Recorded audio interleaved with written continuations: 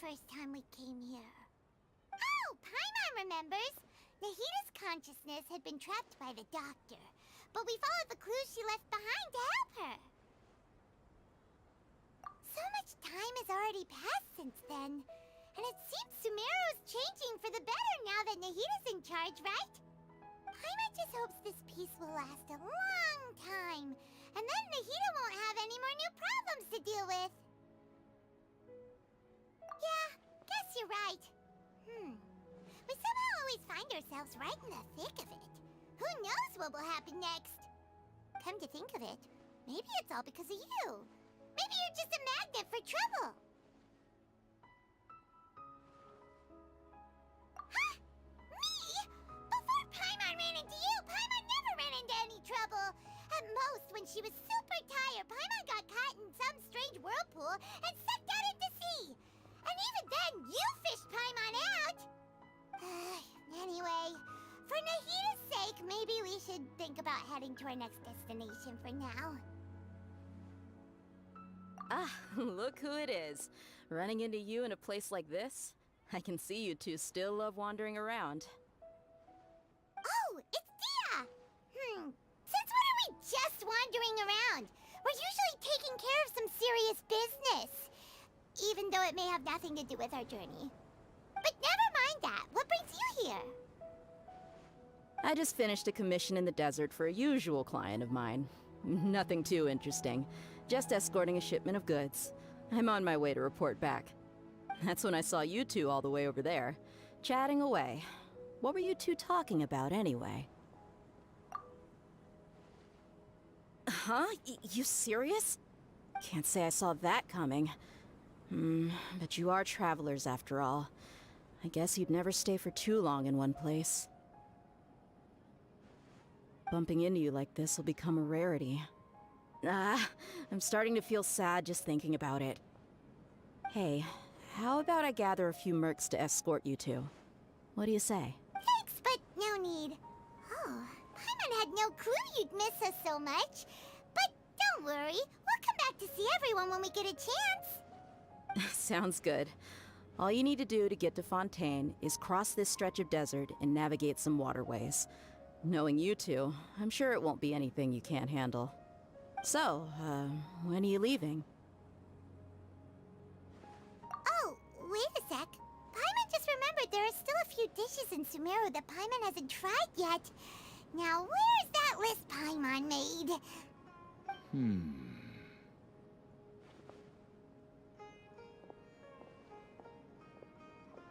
I see. Guess you won't be needing a going-away party or anything. It's sad enough to see you go like this. Though, now that I think about it, Sumeru wouldn't be what it is today without you. Seems true heroes always prefer leaving quietly. By the way, should we go say bye to Nahita? Oh, good point. Then there's no need to bother her in the real world. Then, I guess this is goodbye for now, Traveler in Paimon.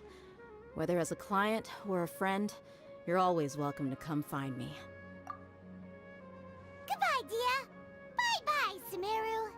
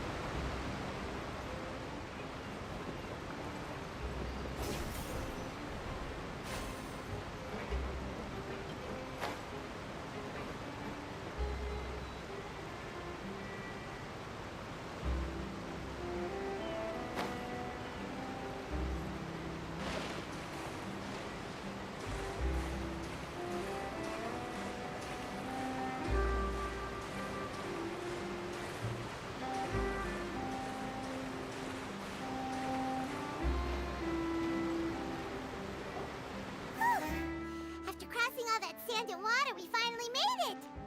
Oh, this must be Fontaine's port. Wow, everything looks so advanced in Fontaine. Paimon's heard that the industry here is extremely developed, and there are all kinds of unusual machines. Just seeing the sights as a tourist is nice, but maybe it would be better if we found something to do. What do you think?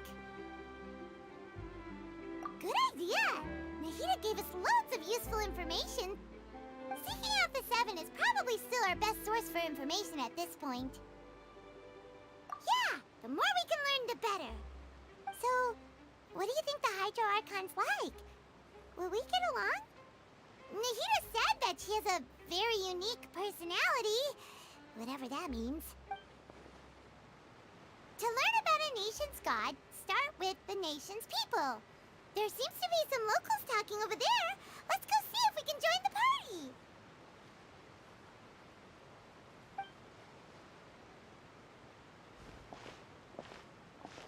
If you ask me, it's a tragedy how things ended for him. Clearly, he was a pretty decent person. Yeah, I didn't expect that kind of ending for him. I thought he would at least fight on a little longer for his family. I was expecting a sudden plot twist, but it's a pity that it never happened. Still, his story is quite the tearjerker.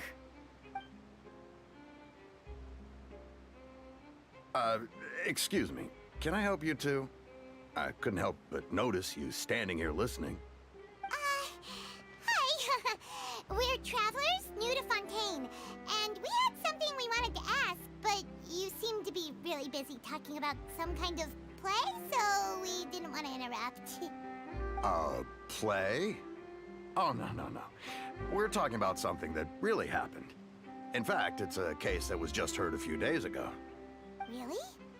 Like, a real trial?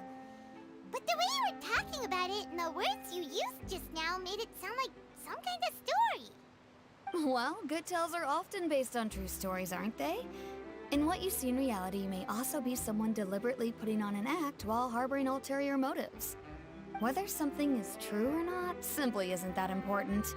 The main thing is whether the story being acted out on the stage is splendid enough. Oh, but it looks like you're not from around here. You probably don't know that the Fontaine Court of Justice is called the Opera Epiclese, or more commonly known as just the Opera House. But, shouldn't court cases be treated a little more seriously than that? Not to question Fontaine's way of doing things.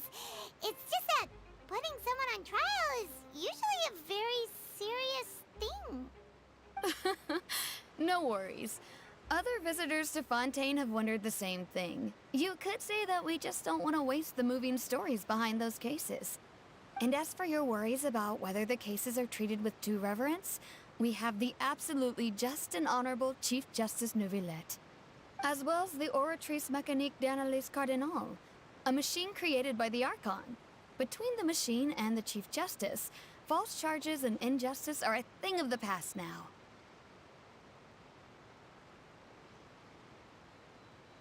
Oratrice? Is it some kind of machine, too? Oh, Paimon's curious.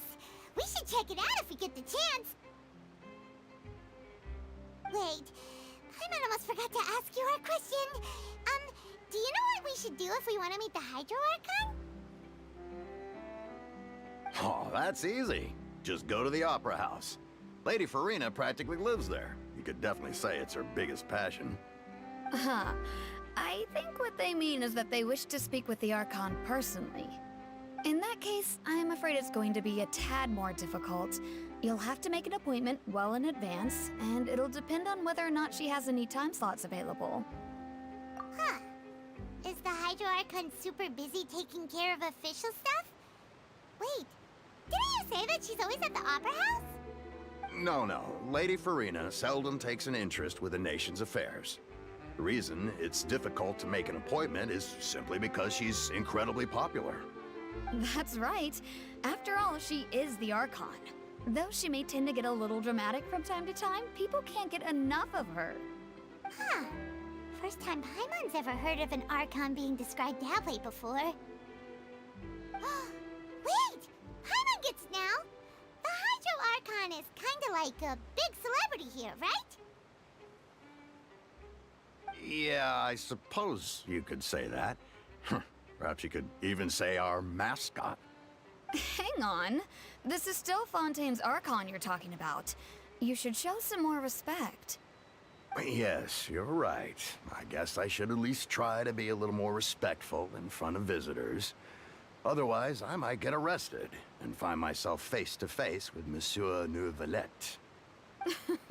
Come on. Sure, there's a lot of laws here, but nobody's going to be arrested for saying something disrespectful about the Hydro Archon. Alright, I think we get it. Thank you! At least we now know that we can find the Hydro Archon at the Opera House. But who knows how long making an appointment will take? Guess we could have a look around the city in the meantime. Hey! What are you looking over there for?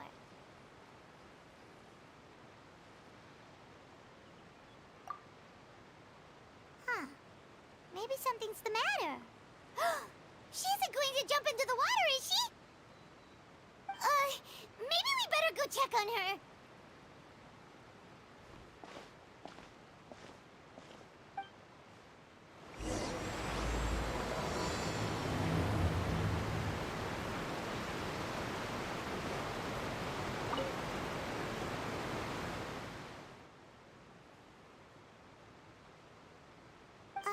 Hello there. Excuse me. Are you alright? Huh? I'm fine. Thanks. Oh, okay then. We just noticed that you seem to be worried about something. About many things, actually. But there's nothing I can do but just keep my troubles to myself. I was just reminiscing about a place my brother and I would play when we were kids. It was just atop that hill over there. See? You're pointing at the sea. Wait, are you saying that you and your brother lived in the water? No, people call the waters around Fontaine a sea. It's actually just an inland lake that's filled with fresh water. And no, I can still see that hill clearly in my memories. Now, it's been completely submerged. He would skip and jump, tossing sand in the wind. The sun shone brightly, and the air was filled with the scent of the sea. But now, the water is gradually swallowing our memories. It won't be long before it swallows us. Sorry. Paimon doesn't really get what you mean. I don't believe we've had the pleasure of meeting. Are you Lynette's new friends? Oh, and you are? Thanks for looking after my sister. She often comes here to reminisce about our childhood, that's all. There's no need for any concern. Allow me to introduce myself. I'm Linny, and this is my sister Lynette. If I had to guess, I'd say you must be travelers from abroad. Nice to meet you. Paimon is Paimon, and this is the Traveler. We just arrived in Fontaine. We were just talking with your sister. Even though we didn't really get what she was saying. I see. It's unusual for Lynette to be so willing to talk with anyone. In fact, she seldom speaks at all. I'm usually the only one she ever talks to. Oh, really? Then you two are just like us. Paimon's always the one talking for some reason.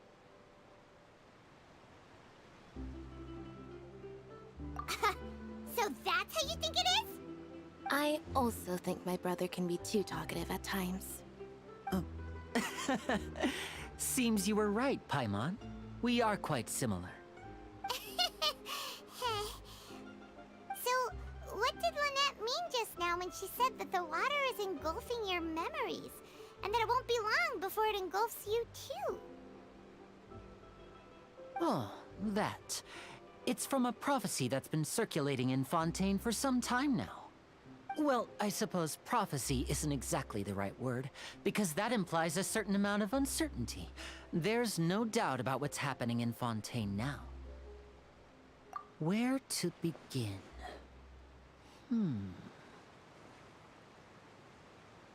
Let's put that question on hold for a moment. We still haven't formally greeted each other yet, have we? Did all the introductions earlier not count?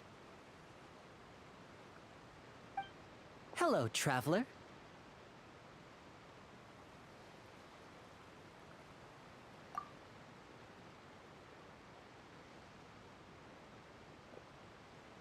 And hello, Paimon. Hey! Why didn't Paimon get a handshake? You're not poking fun at Paimon, are you? Please, don't take offense. Just consider it a sort of etiquette we have here in Fontaine when making new friends. You should remember it. It might prove useful. Oh, all right then. Well, Paimon's just happy to have a local friend now. By the way, we were just getting ready to go to the Opera House to meet the Hydro Archon. Would you be able to show us the way? So you're going to see Lady Farina? No problem at all. In fact, I was planning to go to the Opera House later myself. I'll gladly take you once I finish things here. Please, follow me.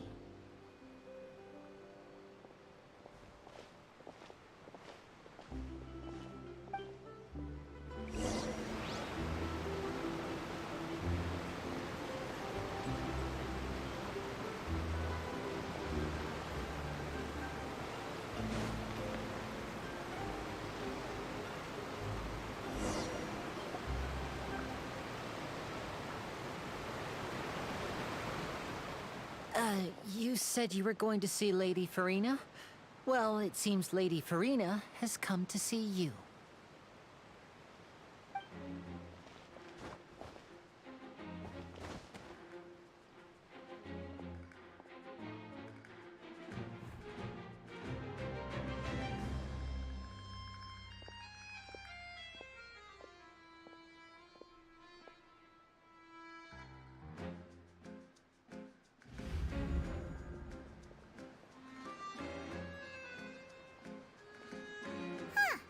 So, she's the Hydro Archon?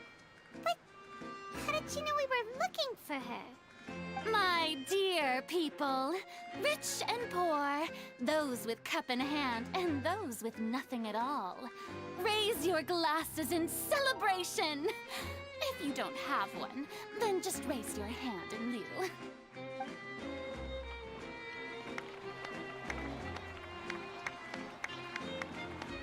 As you can all see, two unfamiliar travelers have arrived in our nation. Come, let us make a toast in honor of this traveler and her companion who have journeyed here from distant lands.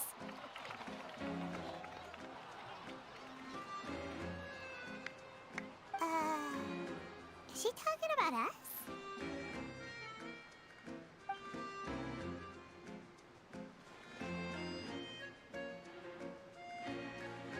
I've long heard of the turmoil and chaos you've left in your wake as you visited other nations. But I welcome you nevertheless. No, I have come to receive you personally. Fear is for insignificant cowards. I am a god, and I will never entertain the notion of such meaningless wariness. You can be rest assured. I see clearly your sincerity. Of course, seeking an audience with me is the most sensible thing to do. It will allow you to truly behold my power and witness my authority. Intelligent people always gather under the correct banner. I, Focalor, hereby welcome you to the nation of Hydro and acknowledge the value and significance of your trip. Now, you may rejoice in this. Yeah, Paimon still can't believe it. Feels like we've only been here for a few minutes. But the Hydro Archon's entrance was, how should Paimon describe it? A little over the top? Ahem. Miss Hydro Archon? How did you know we were coming? I see. As Outlanders, you inevitably lack even some of the most basic understanding. Don't forget that even the gods can be divided into the mediocre and the excellent. I suppose it's only natural for you to be awestruck by my abilities. You had best stop and consider. Do you really have the noble qualities and etiquette necessary to communicate with a god? All it takes is a flick of my finger for me to know everything about you. Whoa. Talk about sounding high and mighty. Oh? What's with these looks? Perhaps the welcoming ceremony still isn't enough? What else should I say then? Is she waiting for us to start talking? Wow, I didn't expect to see Lady Farina here. What a surprise! Wait, does this mean they're the legendary blonde traveler? How did I not notice before? Hey, what's all the commotion? Oh, is that Lady Farina? Is there some kind of drama going on? Of course. That's the blonde traveler, the one all those stories are about. Lady Farina came here to personally see her. Oh, I bet this is going to be the duel of the century. Ooh, I've got to see this. I knew Lady Farina would never disappoint. Yes, but don't get too excited now. My dear believers and spectators alike tend to get quite rowdy, and despite the noise, I've come to tolerate all their ruckus. You may consider this my reward to all of you. I have determined that there will be an epic duel between myself and this traveler from another land, just as you were hoping to see. Now she wants to fight? Aren't we getting a little ahead of ourselves?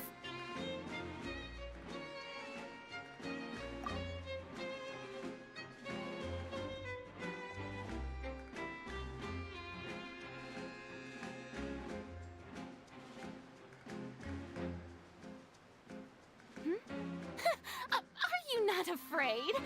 Might I remind you that this is a duel against the divine? What are you trying to do, traveler? Provoking a god in front of her people? Stand down, Clorend. I admire her bravery. Few have the courage to draw their sword against a god. She is obviously a true warrior. Unfortunately, people nowadays only crave to be thrilled, and a mere duel will not slake their thirst for excitement. Huh. Yeah, she's right. Just a duel wouldn't be all that interesting. On Aranias, criminals are always requesting duels to defend their honor. They're getting a bit old, to tell the truth. You see. Then, as the god of justice, I shall face this traveler in another kind of duel. A duel in court! Whoa, all right! Now that'll be worth seeing! Right. This is Fontaine, after all. It's such a grand opera house, it would be a pity not to use it. Why do you care so much about the crowd's reactions? Seems you've spent a little too much time in the opera house. Besides, how exactly do you plan to have a duel in court? You mean you're going to put us on trial? Oh, we have reason to put you on trial. According to Fontaine law, no one is permitted to release any flying objects within Fontaine city limits during the first 3 days of each month. You are clearly guilty of violating this law, no? Oh, so that's what they've done wrong. That's our Lady Farina. No one knows the laws of Fontaine like she does. You call that obvious? What kind of law is that? Wait, flying object? You mean Paimon? Precisely! Now, if you two have no objections, then in the name of the Hydro Archon, I order your arrest. My apologies, Lady Farina. I don't mean to spoil the fun. But if you would allow me to interject, I don't think that Paimon here meets the definition of a flying object. You tell her, Linny! Finally someone who's not crazy. How could anyone call Paimon a flying object? Great Magician Linny, my beloved citizen, I'll permit you to object. But how exactly do you plan to prove your claim? As a magician who just rained on your parade, I naturally should shoulder the responsibility of saving the show. So, with such an audience gathered here, allow me to perform a trick for everyone.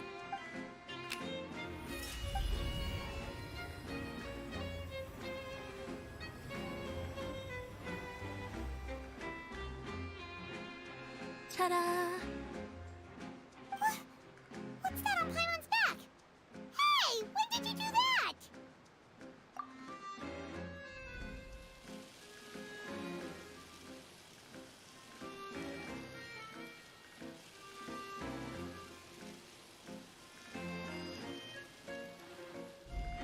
There. As you can all clearly see, Paimon should be classified as, well, something like a balloon. This rope has been in the Traveler's hand all along. It was just that no one could see it before. Huh? You call that magic? You've got to be joking. I thought it was pretty good. Huh? I'm not sure what to think. It seems Lady Farina's charges no longer hold water.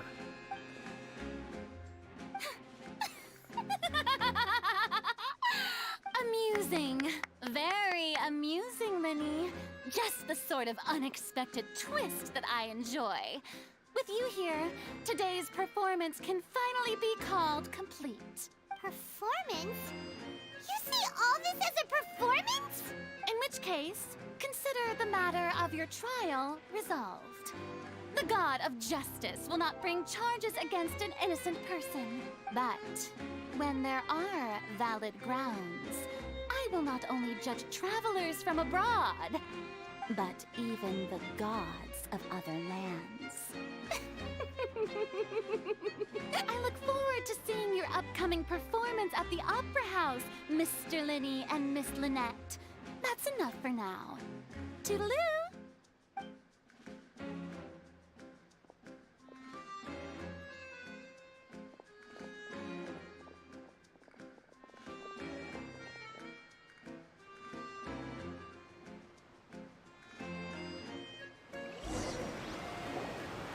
Just like that, she's gone. Well, that's the most unpredictable Archon Paimon's ever seen. You never even had a chance to ask her anything. But that's a problem for future Paimon. That whole scene just now was really... Don't mention it. I just happened to remember that there was such a law, so I did a little preparation, just in case.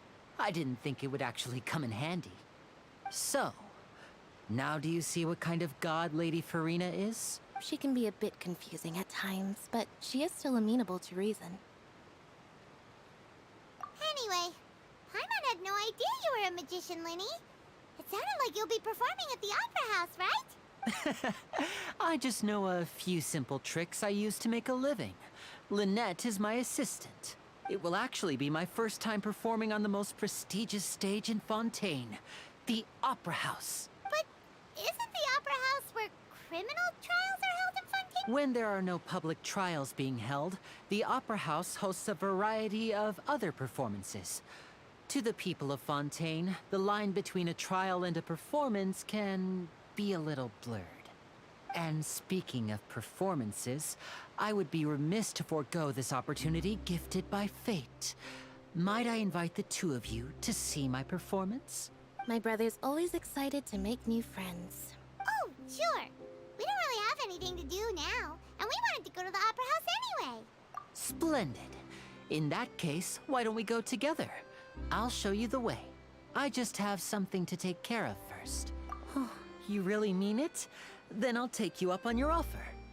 This is a magical item known as a magic pocket. Perhaps you can help me distribute them to the people here. Huh? What are they going to use it for? About that... You asked me before about the prophecy, right? Let me start by telling you a little more about what it entails. I'm not sure exactly when it began, but a prophecy has been circulating around Fontaine. It says that every person in Fontaine is born with sin. No matter how the nation of justice holds trial after trial, this sin cannot be absolved. Until one day, the water levels in Fontaine will rise, and the sinful people will slowly be drowned. In the end, the people will all be dissolved into the waters, and only the Hydro Archon will remain, weeping on her throne. Only then will the sins of the people of Fontaine be washed away. That sounds pretty gloomy. Why are people in Fontaine born with sin? What is that supposed to mean? There are lots of guesses. Some say that the ancestors of Fontaine stole the power of the seas and stirred its wrath. Others say that the people of Fontaine never heeded the first Hydro Archon's warnings and offended Celestia. But here in Fontaine, evidence is what matters. There hasn't been concrete evidence for any of these claims, so they can only be regarded as conjecture. If even the people in Fontaine don't know what sin they committed, wouldn't it be better just to ignore the prophecy completely? Why bother feeling guilty all the time? That's exactly what the people did at first. But in the last few years, the water levels in Fontaine have actually started rising. Many places have already been completely submerged, and now lie beneath the sea. Many people carry on with their lives as before and shrug it off as a natural phenomenon. But my family and I think that the people of Fontaine shouldn't ignore the possibility, which would end up sentencing them to death. We hope that at least the people who reside near the waterfront can move away before it's too late. So, we've started distributing magic pockets to them. As a magical item, these magic pockets have astonishing capacity. I'm sure they will come in handy when people are moving their belongings. Oh, Hyman gets it! It's like preparing for a rainy day! But this is... Perhaps only absolute power could ever contend with such a catastrophe. But who knows? We're just tiny specks in the grand scheme of things. Now, if you'd like to help, then please give these magic pockets to anyone nearby. Be sure to convince them to take it, regardless of what they say.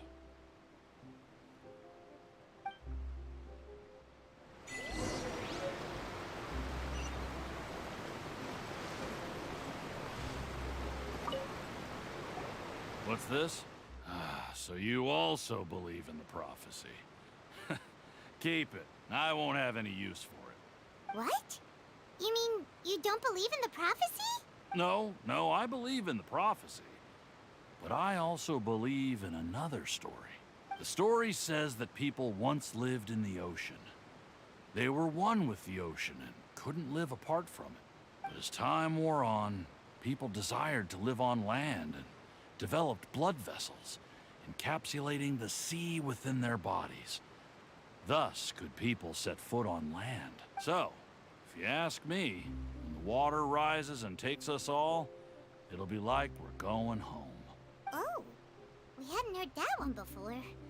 But people can't live underwater. They'll die.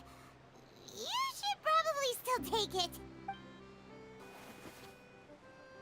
All right, I'll take it. I guess I just feel that being dissolved into the water doesn't necessarily mean death.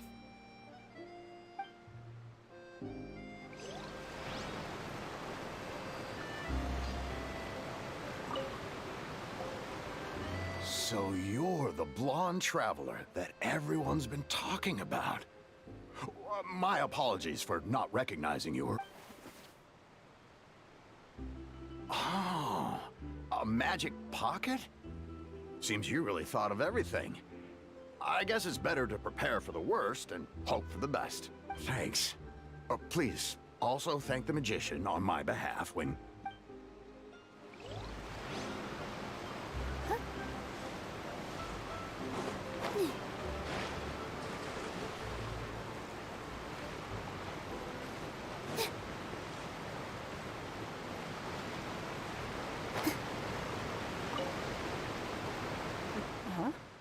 I don't want that thing. Way I see it, if the prophecy's true, it's still gonna be a long time before the water can cover everything. Life is all about living in the moment. What use is there in worrying about the future all the time? We'll cross that bridge when we get to it. You should still take it. You never know when it'll come in handy. Oh, all right, fine. Thanks. It's just that if I start moving, that means I've already given up on the life I have now. I'd really rather...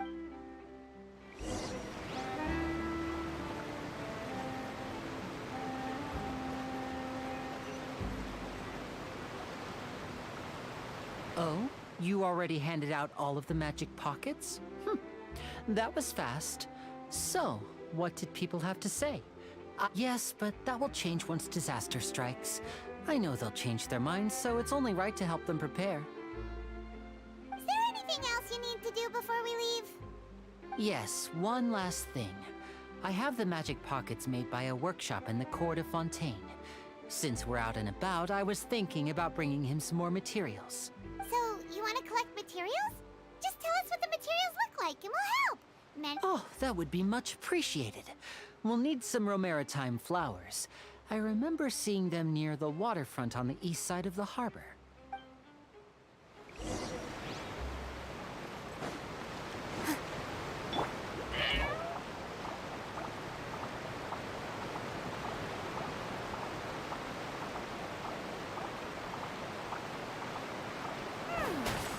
seems we have to use Hydro to collect Romaritime flowers. Let's move up.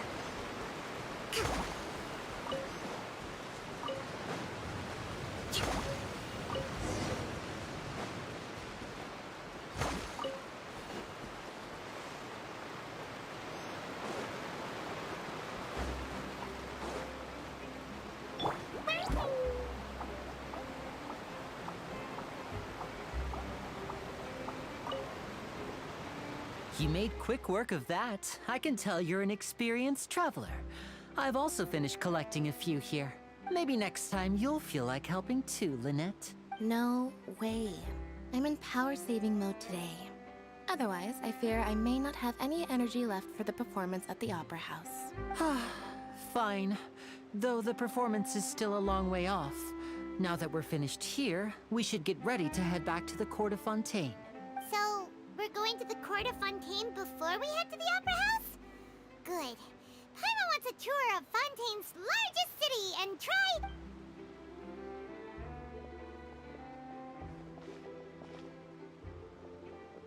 Wait, shh. Have you noticed that person over there?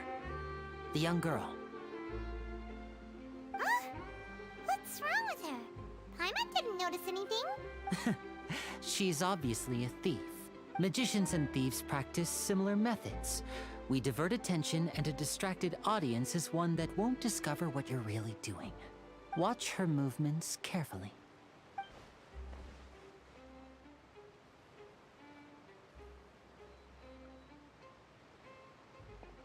Oh, he's right!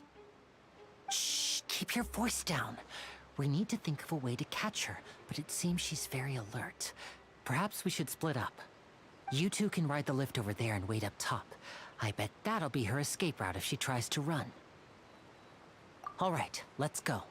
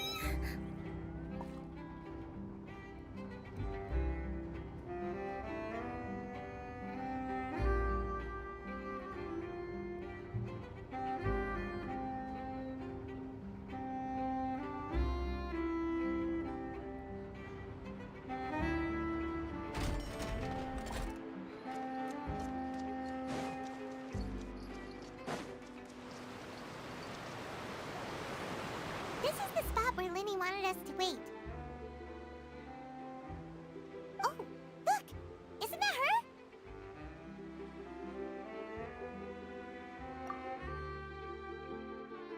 Oh no! Did she notice us? She started running the other direction! What should we do? Should we chase her? You're right. She might also be trying to lure us away.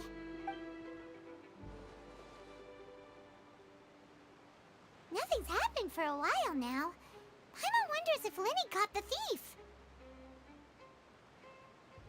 Yeah, let's go.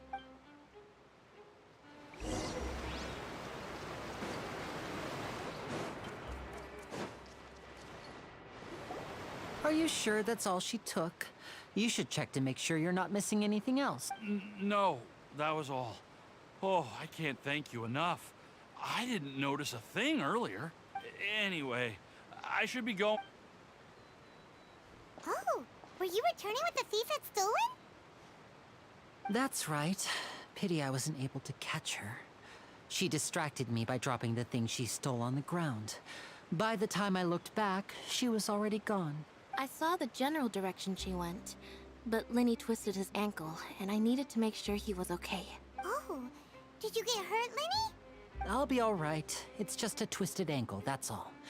In fact, it's feeling better already. If you want to play at being a hero, at least try not to get hurt doing it. Imagine what would happen if you managed to derail our performance as a result. You're right, you're right. Sorry, Lynette. I have to admit that the thief was even more skilled than I had anticipated.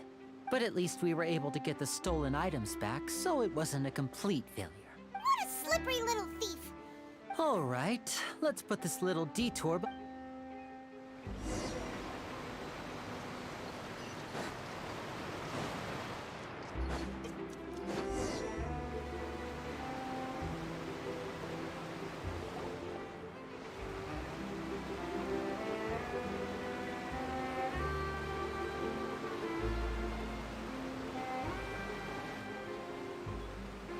So, we ride this thing to go into the city? What an ingenious way to get around! People in Fontaine really know how to use water! This is an aquabus. It allows people to travel between several key locations around Fontaine. It's pretty convenient, but the ride can become a little dull after a while. The scenery is always the same.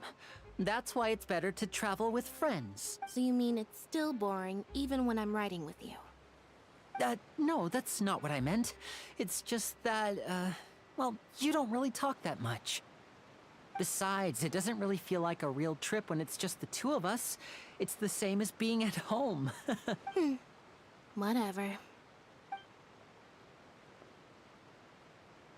Guess that's what it's like to be an older brother. It's about time for us to leave. Let's get on board.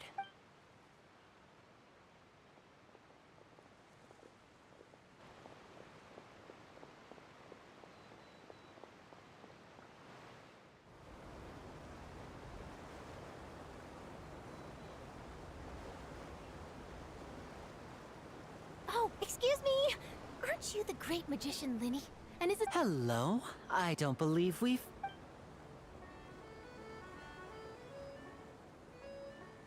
I'm Charlotte, a reporter for the Steambird.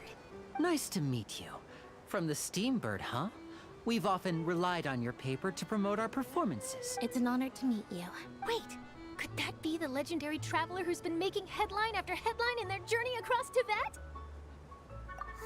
Amazing! You recognized everybody almost immediately! I wouldn't be much of a reporter if I didn't know who's who, would I? Wow, today must be my day. Who knew I would end up on the same boat as so many VIPs? Could my vision finally be showing me some favor? So, Charlotte, what do you usually report on?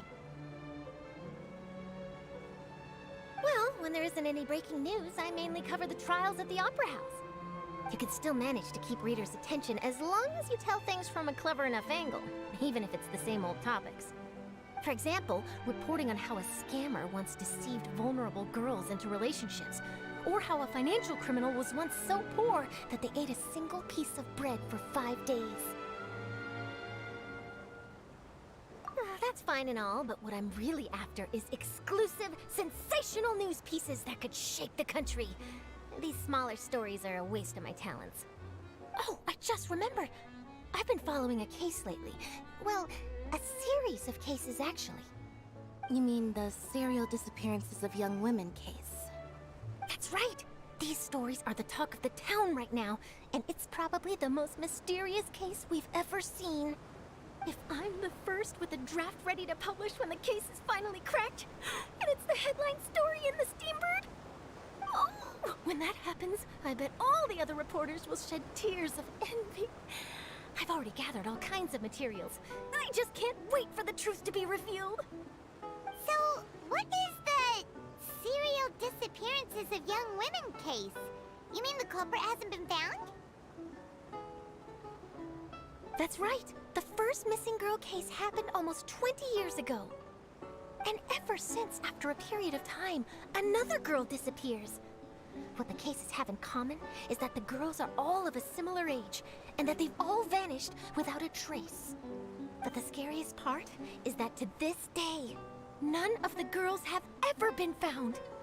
Many suspects have been arrested over the years in connection with this case, but shortly after each arrest, another disappearance would always happen. Yes, it's possible. But either way, I believe that every case has some precise truth behind it, waiting to be exposed. Yes, I agree. And at the very least, the family of those missing girls deserves some sort of explanation. I just imagined for a second what I would do if Lynette were to suddenly disappear. I'd pay any price to get her back, and then find a way to track down the culprit. Please don't imagine that, Lenny.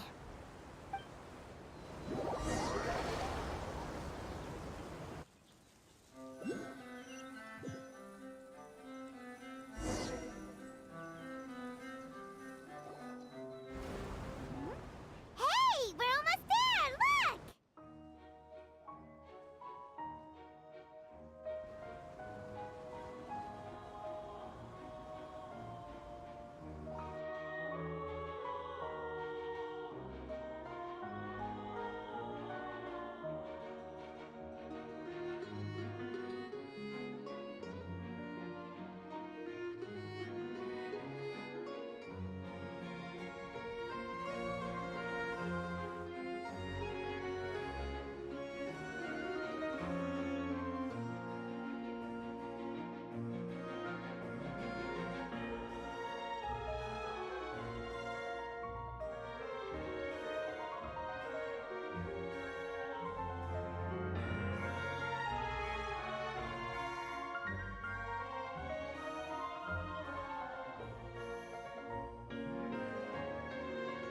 Well, I really enjoyed chatting with you. Life should be full of pleasant little surprises like this. Yeah, us as well. The ride went by too quickly. Ah, I have an interview to get to. I should get going before I'm late. Okay, Paimon hopes we can chat again soon, Charlie. Bye now. Oh, be sure to stop by and see me at the Steambird when you have time. What a tough job. Always running around and interviewing everyone. Well, where should we go now? If you don't mind, how about we stop by my home first? Besides, I still have all the materials we collected. Sure, we wouldn't mind at all. This city is so huge, Paimon wouldn't know where to start anyway.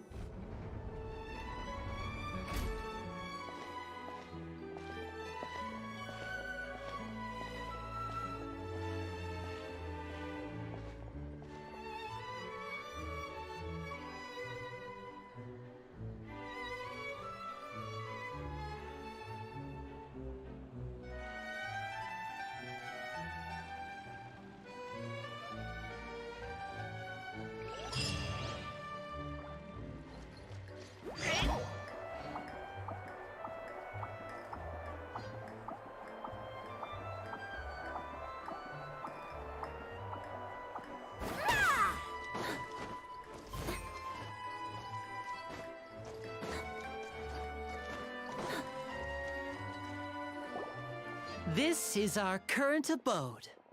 Ah, Fremine, you're home. Where did everyone else go? I have some new friends that I would like to introduce. Oh, they all just went out a moment ago. I see. Everyone is getting busier now that Father will be returning soon. I suppose that can't be helped. Allow me to introduce you to my little brother, Fremine. He is a phenomenal diver. Hello. Nice to meet you. Paimon is Paimon, and this is the Traveler. Oh, you sound very proud to have a diver as a brother, Linny. Linny, could you come here for a moment? What is it, Fremine? Do you have something to tell me?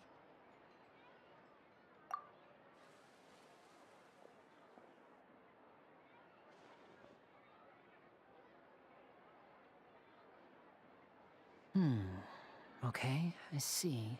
Is everything all right? Oh, it's nothing. We were just discussing a little housework. Sorry for the interruption.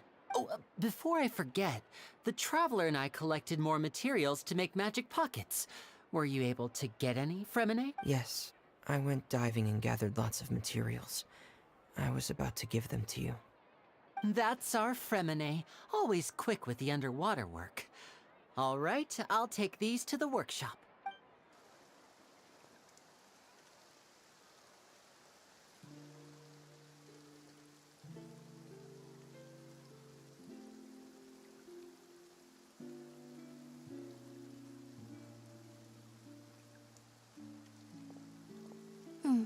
Looks like rain. Oh, you're right. But wasn't it clear and sunny just a moment ago? Fontaine's weather sure is weird. I'm afraid that's just how it is here.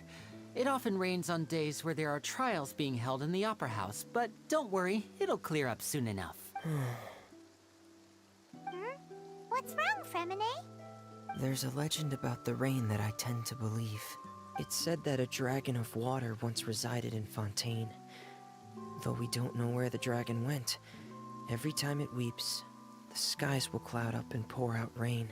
When I was a child, my mother told me that if I wanted to go outside and play, I should yell toward the sky at the top of my lungs. Hydro Dragon! Hydro Dragon! Don't cry! If it's an elemental dragon, then having the power to make it rain wouldn't be very unusual. Let Paimon try something. Hydro Dragon, don't cry!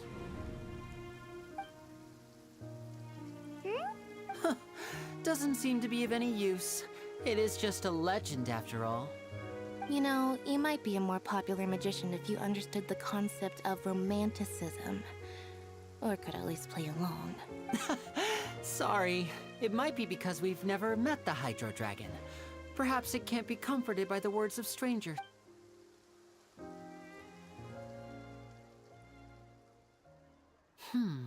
It rained for longer than I suspected. Oh, it's already getting late. Was there something you needed to do, Linny?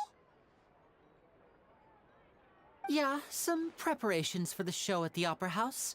I need to find a way to catch the last aqua bus of the day. On the day of the performance, just ride the aqua bus to the island of Aimalice. I'll have Lynette meet you at the fountain in front of the Opera House. Oh, are you leaving now? What is it, Fremine? I'm in a hurry. Oh, I get it. Perhaps we could trouble the Traveler to help us take these materials to the Beaumont workshop and deliver them to the owner there. I'm afraid that Fremine can be quite introverted, and the boss there tends to be pretty talkative. Fremine has always been a little afraid of her. No trouble at all! Don't worry, we're not— Sorry for the inconvenience. I'm quite useless when it comes to such tasks. I'll think of a— Oh, no need! This'll be a walk in the park for us!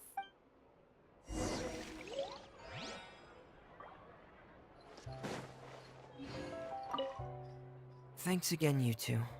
I really can't deal with that lady.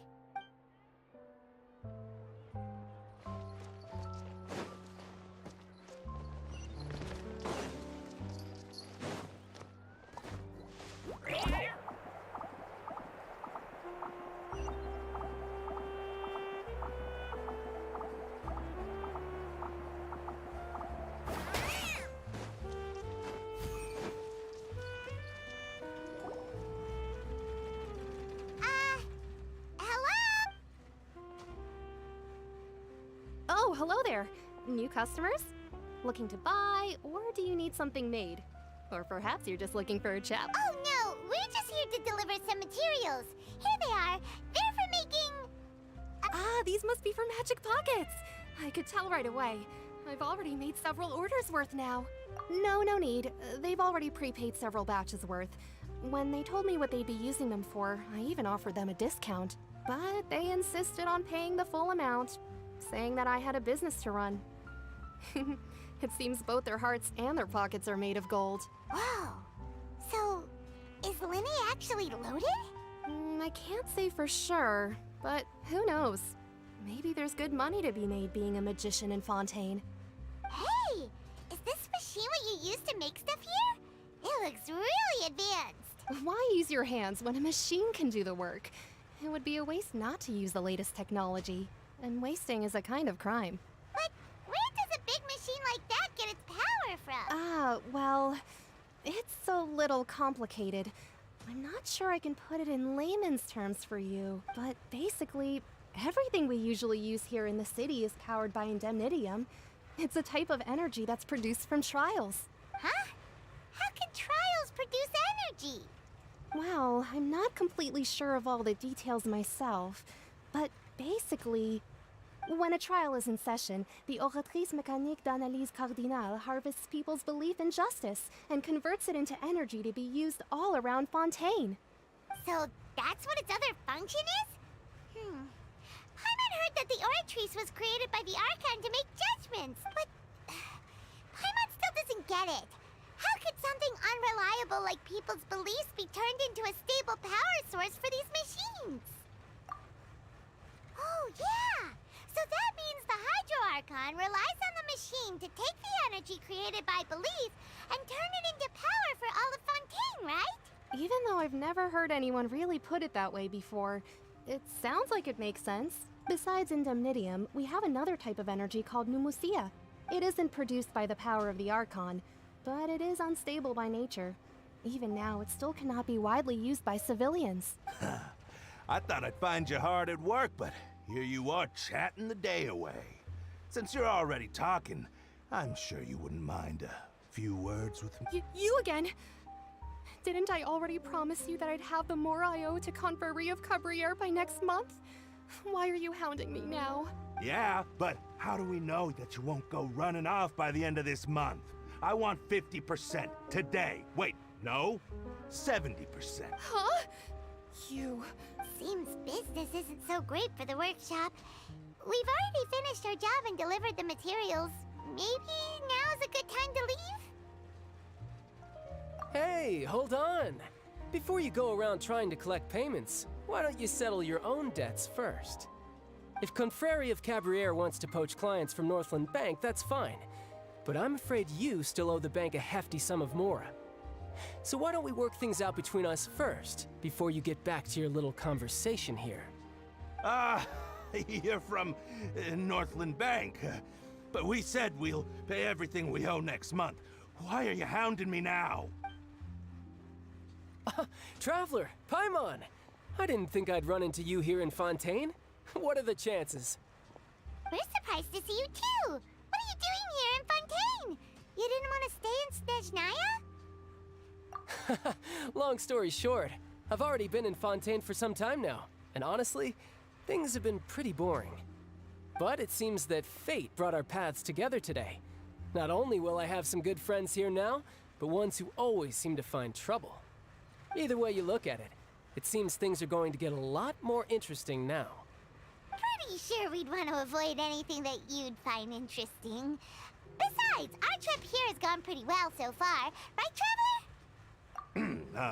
Hey, you, Northland Bank boy. Aren't you forgetting something? Don't interrupt. It's not often I run into the Traveler like this. Why don't you wait for me over there for a while? You kidding? Aren't you the one looking for us? You really expect us to sit and twiddle our thumbs while you catch up with your friends? Listen to me, boy. If you want your mora, fine. Why don't you come and take it? Hey, I just said not to interrupt. Oh, by the way, Traveler, the last time I took Tonya and Tusser ice fishing, Tusser said, Hey! That's way over the line! All right, boys! Let's see who has to pay up now! Can you at least let me finish one sentence? Fine. Though the bank told me not to get rough with our clients. You're the ones who started it. This is an act of self-defense. You two will have to be my witnesses, okay? I'm sure this won't take long.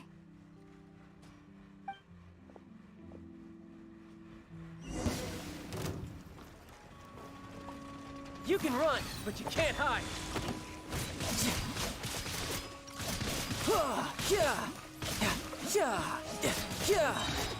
Bring it on.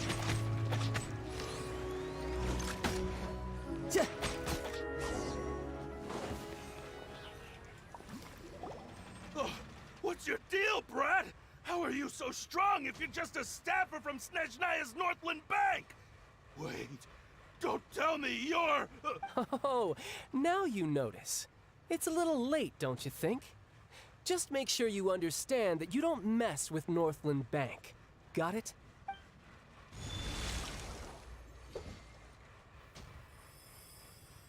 Huh? Now's my chance!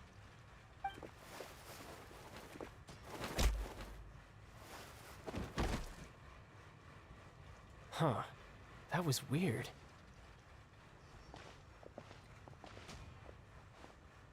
I'm not sure.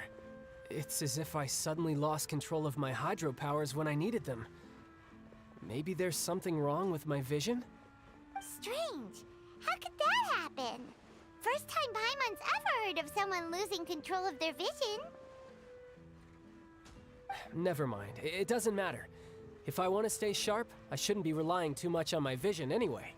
Besides, I always have my delusion in case I need it. So what are you doing in Fontaine, child? I don't see its work for Northland Bank. Well, I guess it's because I've been in a bad mood lately. Huh? What kind of reason is that? Wait, since when do you feel down about anything? I don't know. Maybe I still have a lot to learn about myself.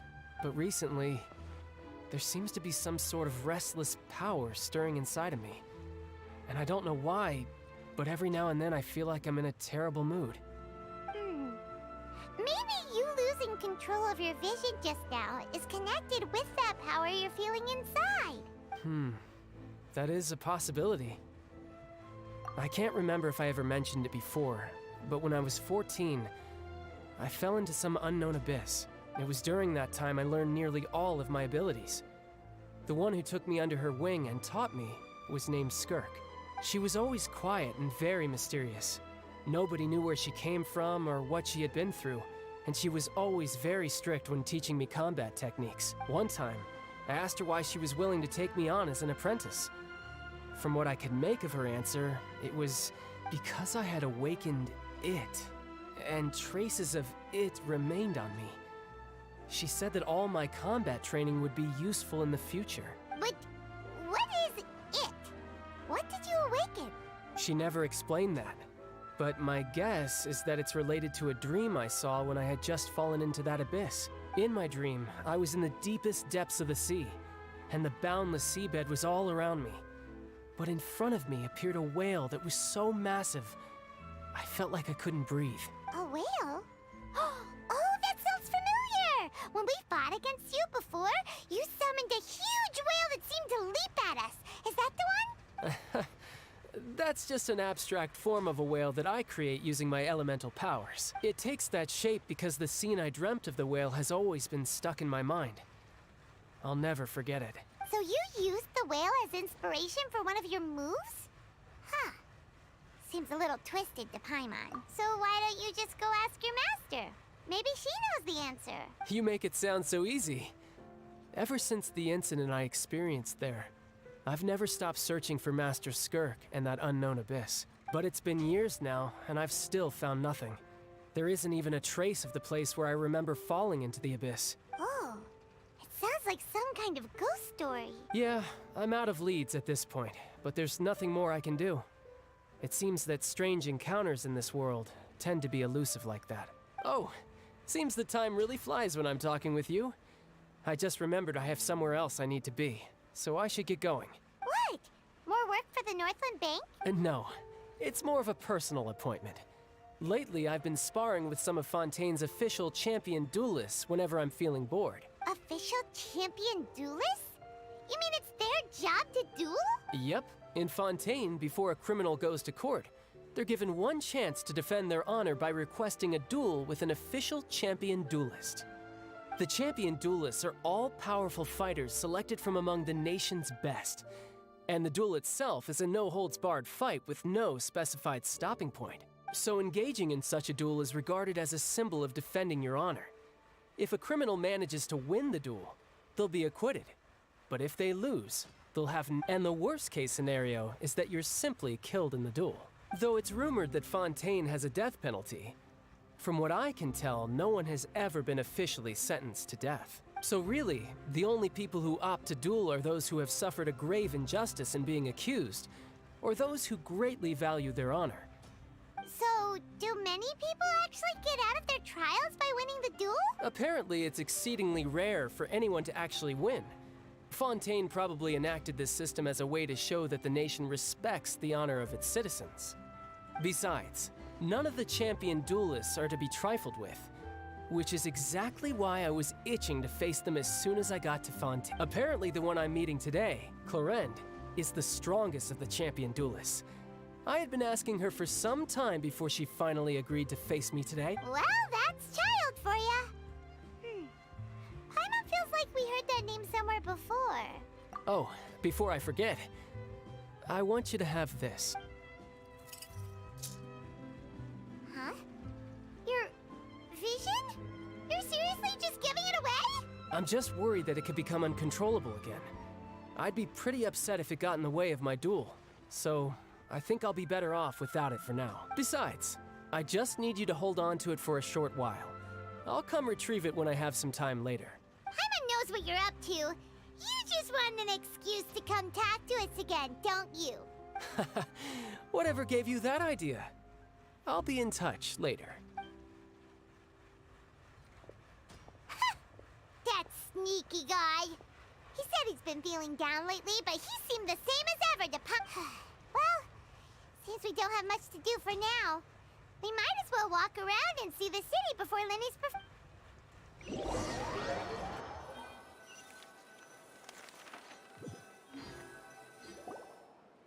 Wow! Who could have seen that coming? The reporter who was barely around for most of the story was the murderer all along! Sorry. Paimon was just surprised, that's all. Whew. Paimon never saw that twist coming. The murder mystery novels here are amazing. The whodunits here in Fontaine are a lot different than the light novels you see from Yai Publishing House. Both have their merits, but Paimon thinks this style of novels are more... It's so exciting to reach the moment when the mystery is uncovered, especially in the one Paimon was just reading. You should buy a copy and read it too. Oh, sorry about that. Paimon will be more careful next time. Hey, shouldn't we be heading to the Opera House to see Linny's performance soon? It's almost time for the show to start, so we should get going. Linny said that the Opera House is on Aranias, so let's go ride the Aquabus!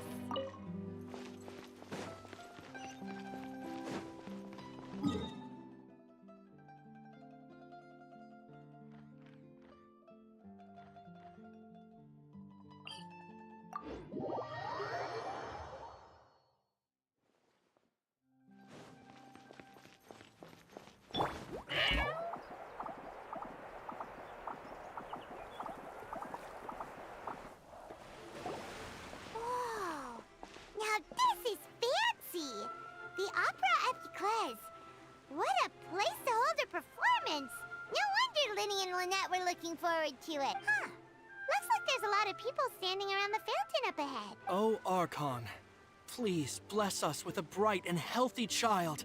We pray. I don't know why you always feel the need to ask so much. I'll be happy as long as our child is healthy and lives a peaceful life. I guess if they're our kid, then there's no doubt they'll turn out smart. Maybe this is one of the customs in Fontaine. There sure are a lot of couples here. Vache. What's wrong? Vache. Vache. No, Paimon didn't say anything. Welcome to the Fountain of Lucine. All the water flowing through Fontaine converges here. It's customary for newlyweds to come here and wish for children. Annette! Lenny asked me to wait here for you, remember? Right. What do you mean? There are a lot of people here right now. Hey, you're not trying to scare Paimon, are you?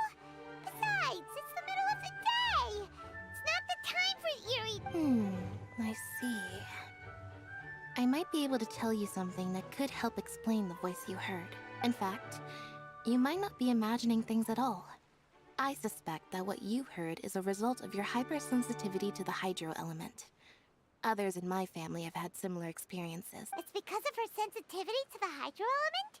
But what would hearing a voice have to do with elemental power? When do you cry, Paimon? Wait, what? What does that have to do with anything? Just answer me. When do you cry? When Paimon's really sad? Oh, and when Paimon's super happy. Oh, and also when Paimon's really... Then you should understand that tears contain your most intense emotions. Like I just mentioned, the Fountain of Lucine is where all the flowing water in Fontaine converges. Even the tears that fall to the ground will eventually gather here. So maybe what you heard was the intense emotion coming from someone's tears. So, what did the voice say? If you were hearing their emotions... Rather than worrying about them, we should worry about my brother. Don't let that calm look of his fool you. He tends to get pretty nervous just before a performance. So chatting with Lenny might help him relax. Oh, right. That makes sense.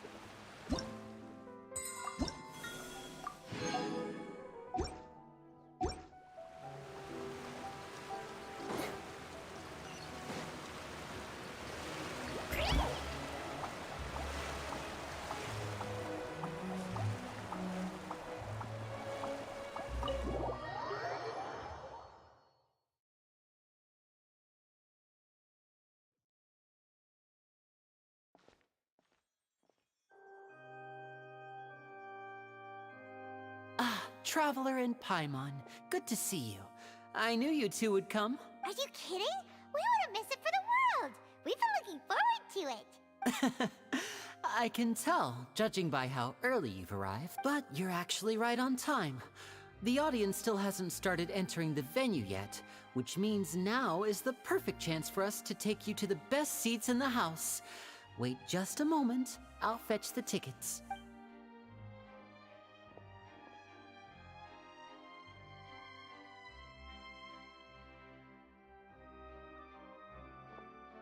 The Opera House has assigned seating, so you always have to make reservations. I've already reserved your seats, and here are your tickets. Ooh, front row seats! Thanks, Lenny! Don't mention it. There's no need to keep thanking me. Hey, Lenny! Could you come over here and take a look at this? Oh, I'll be right there. Seems there's an issue with the stage props over there. That's Cal, my assistant, calling me. I'll go lend him a hand. Yeah, we'll just go to our seats. You go ahead, Lenny.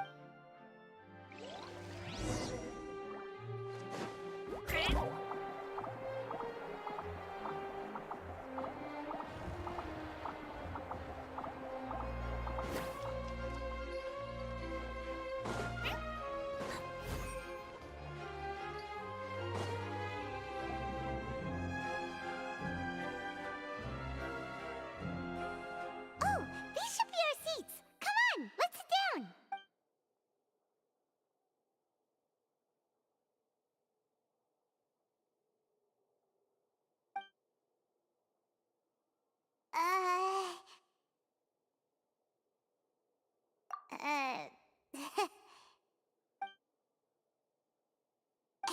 Traveler. Maybe we should strike up a conversation with the person next to us.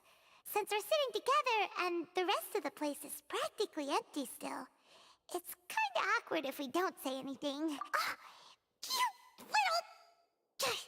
Of course you put this on Paimon. Excuse me, I did not realize you felt awkward.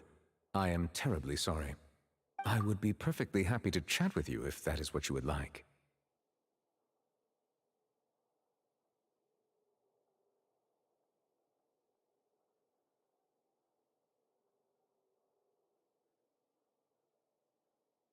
Oh, so you heard all of that, did ya? Boy, you sure have good ears. Paimon thought she was keeping her voice down. Wait, that's not it. Paimon's sorry. Paimon's the one who was being rude, talking under her breath like that. So, let's talk, but, oh, Paimon's got it. You're also here early and sitting in the front. Are you a friend of Linny's too? A friend, you say? Well, if Mr. Linney would like to be my friend, I would be more than happy to reciprocate. Oh, so you're not friends with Linny then? Oh, this is getting more awkward by the second. Paimon nearly forgot to make her introduction. Nice to meet you. Paimon is Paimon, and this is the Traveler.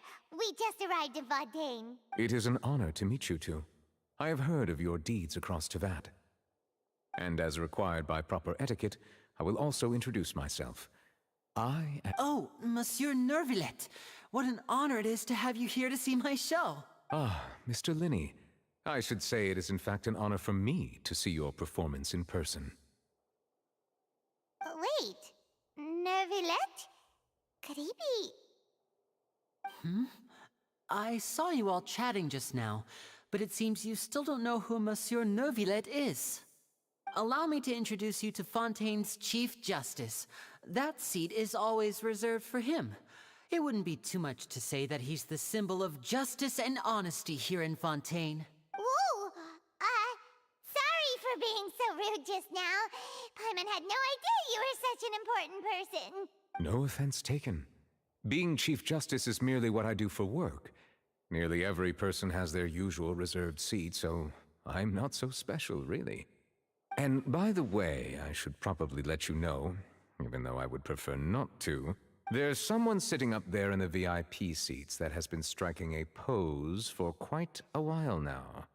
I believe she is trying an impressive first impression. So I think you should take notice of her sooner rather than later, otherwise she may become flustered.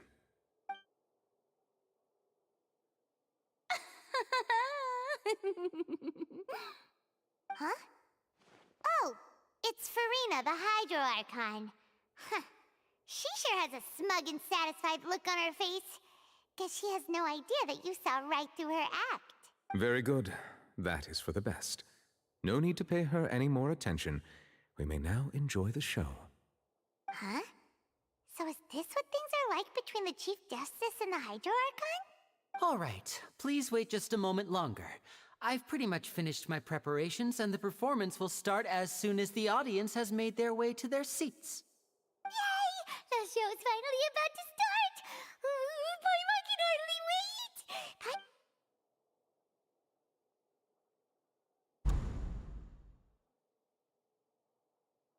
Oh! They're dimming the lights! The show must be starting! Sorry. Paimon will try to stay quiet. Welcome, one and all, to the Opera Epiclese. I am the star of today's show, Linny. And over here is my sister, Lynette, who will be working as my wonderful assistant.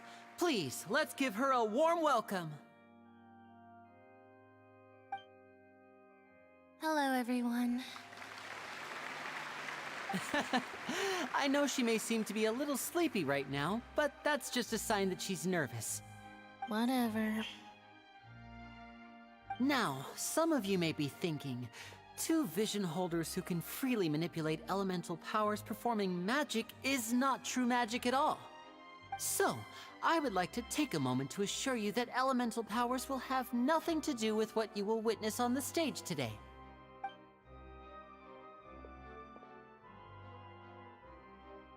Both Lynette and myself have removed our visions for the show. That way, even the gods won't be able to help us. Oh, good point. That's what makes the show real magic. Now, without further ado, let the show begin.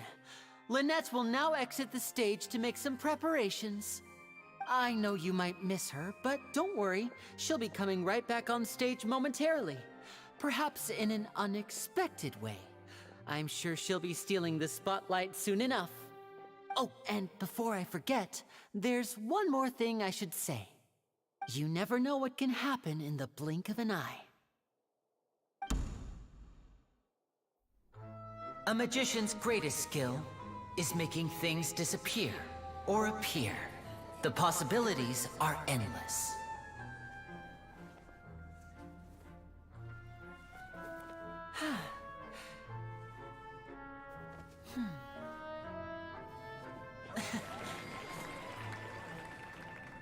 Huh?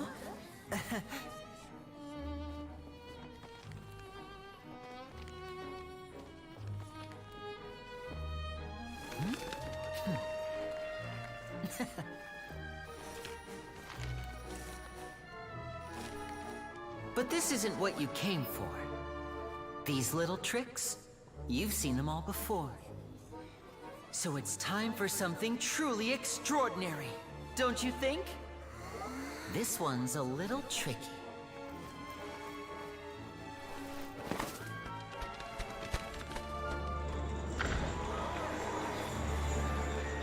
Using this water tank, I shall make my sister vanish completely, right before your very eyes.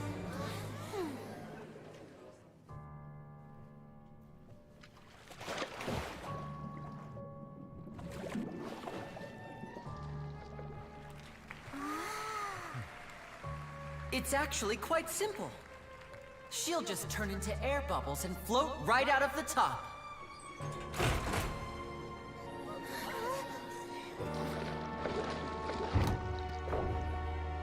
Oh no! I told them to check all the props carefully. With the lid on, even air can't escape.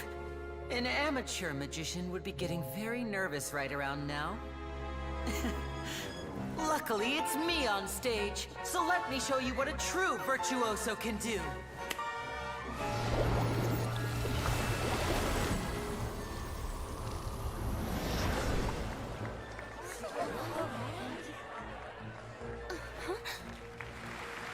Lynette, are you still there? Don't go too far. We don't want to use up all our magic. Hi, I'm back. Uh-huh.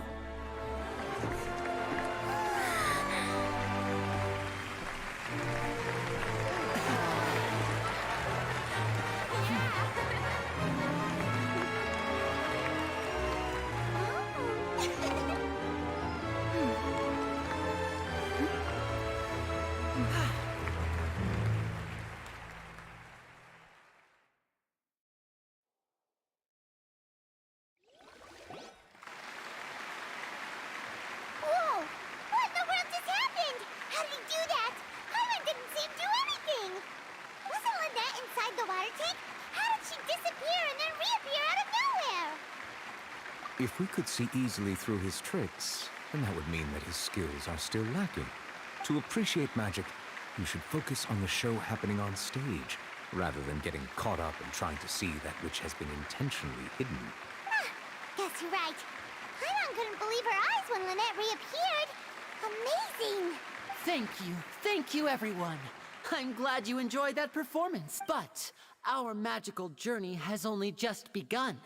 I've prepared even more astonishing surprises for everyone here.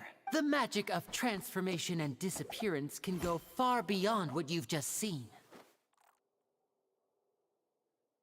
I'm sure many of you are thinking that escaping the water tank was impressive enough. But Lynette is still my assistant after, in which case, I have ample time to make all necessary preparations. So, for my next trick, I will require the participation of one lucky audience. Please, if my assistants could bring out the magical boxes now. There are 2 boxes and only 2 boxes. One is here and one is there in the aisle among the audience. I'm sure many of our clever audience members have already guessed our next magic trick. A swap!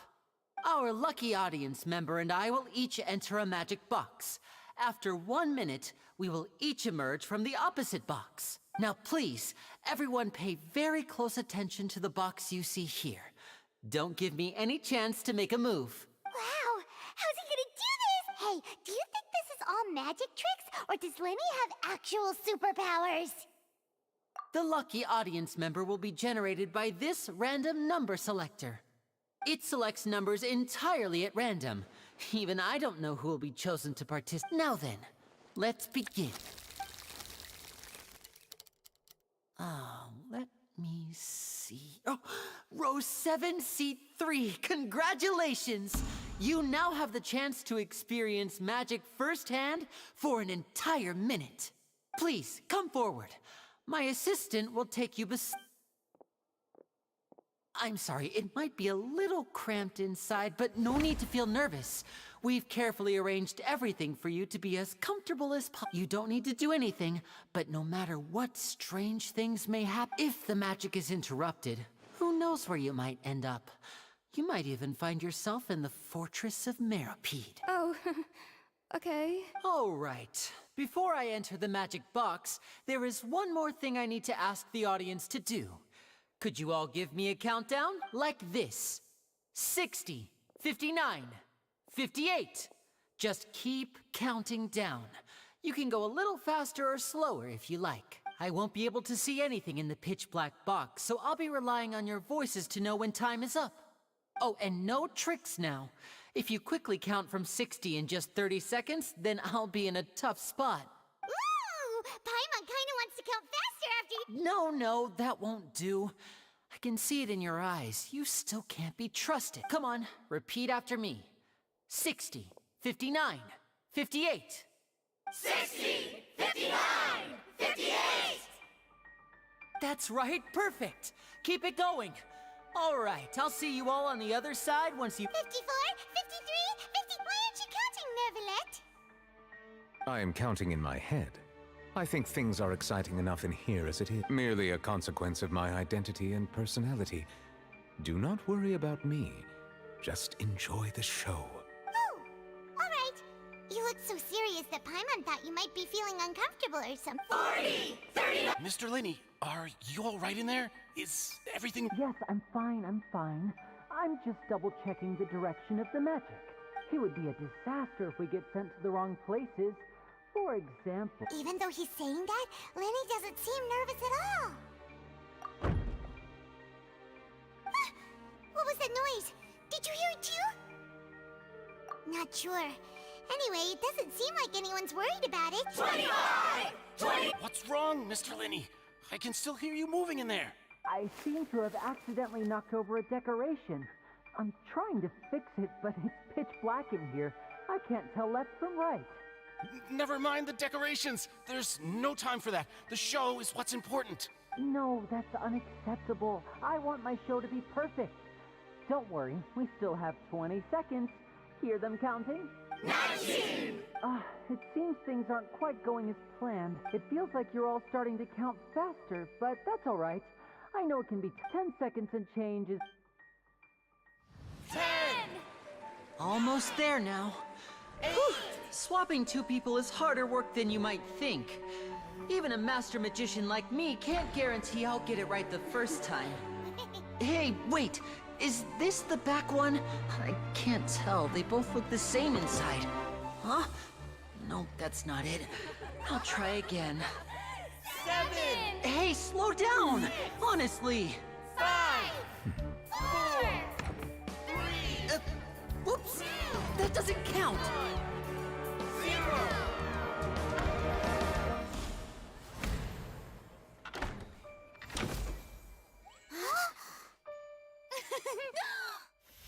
Ta-da!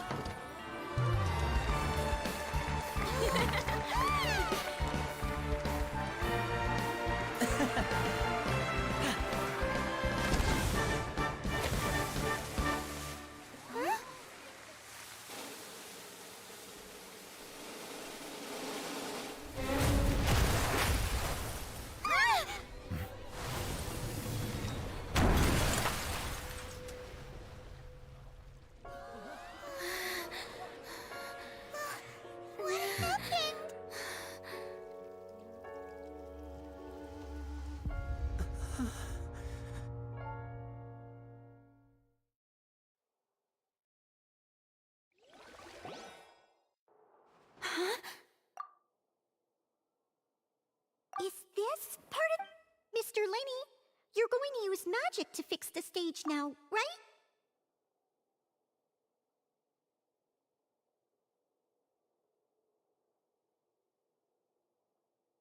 What happened? Oh no. Maybe this isn't part of the show. The girl was still in that box, right? This performance is over. Medical staff with me. Guards, secure the scene and detain all the performers. Seal the exits. No one is allowed in or out at this time.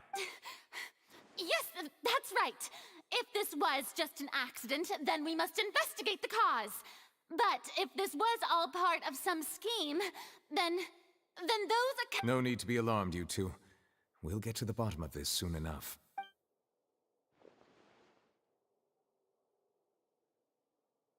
Unfortunately, the person who is in the magic box has been pronounced dead.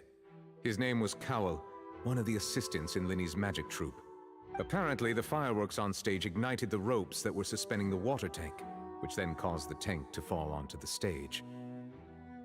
As of now, we are still not sure why we found Cowell in the box, rather than the guest from the audience. And after an initial search of the area, the guards have confirmed that the girl is nowhere to be found. It appears that this incident was not merely some mishap with the performance, and there are many indications that it is connected with the case of the serial disappearances of young women. That's the case that Charlotte mentioned before! I know the truth. I can see through the whole thing. Really, using such a shallow and obvious mystery as his finale. I say that our powerful magician, Mr. Linny, is now the prime suspect for the serial disappearances case. Huh? Why me? This whole thing was an accident. No, this all occurred during your magic show, did it not? The missing girl disappeared after being chosen, did she not? The deceased is one of your assistants, is he not? Now that I think about it, that whole speech about magicians making things disappear was nothing... That can't be right! How can Linny do this? He was in the box on the stage the entire time! We can even hear his voice! Besides, before the show, he told us that he would like to catch the criminal behind the disappearances! He couldn't possibly mean catching himself! Save discussion for a later time, please. Lady Farina, may I assume that your comments just now constitute an accusation against Mr. Linny and his associates, and that you are pressing charges? Huh? I just think that he... Well, I think it might be a little early to talk about formally pressing charges. But what Lady Farina said just now makes perfect sense. Looks like she... A kidnapping and murder carried out under the cover of a magic show. I mean, of course, my dear people. That's right.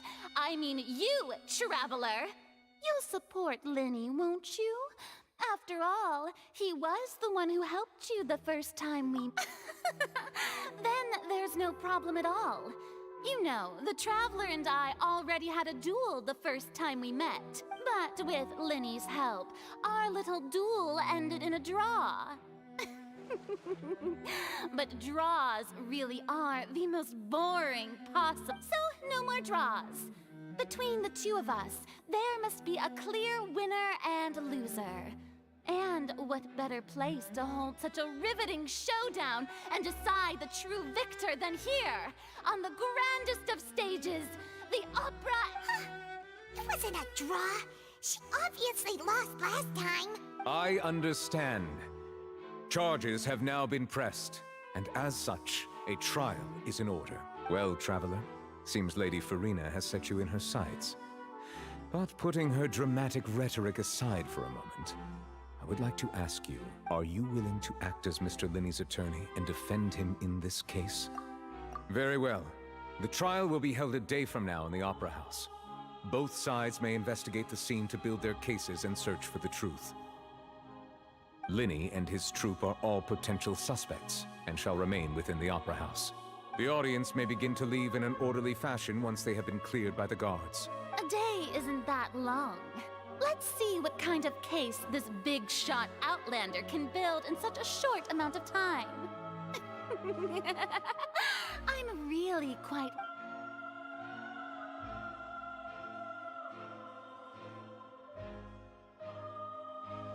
Lenny!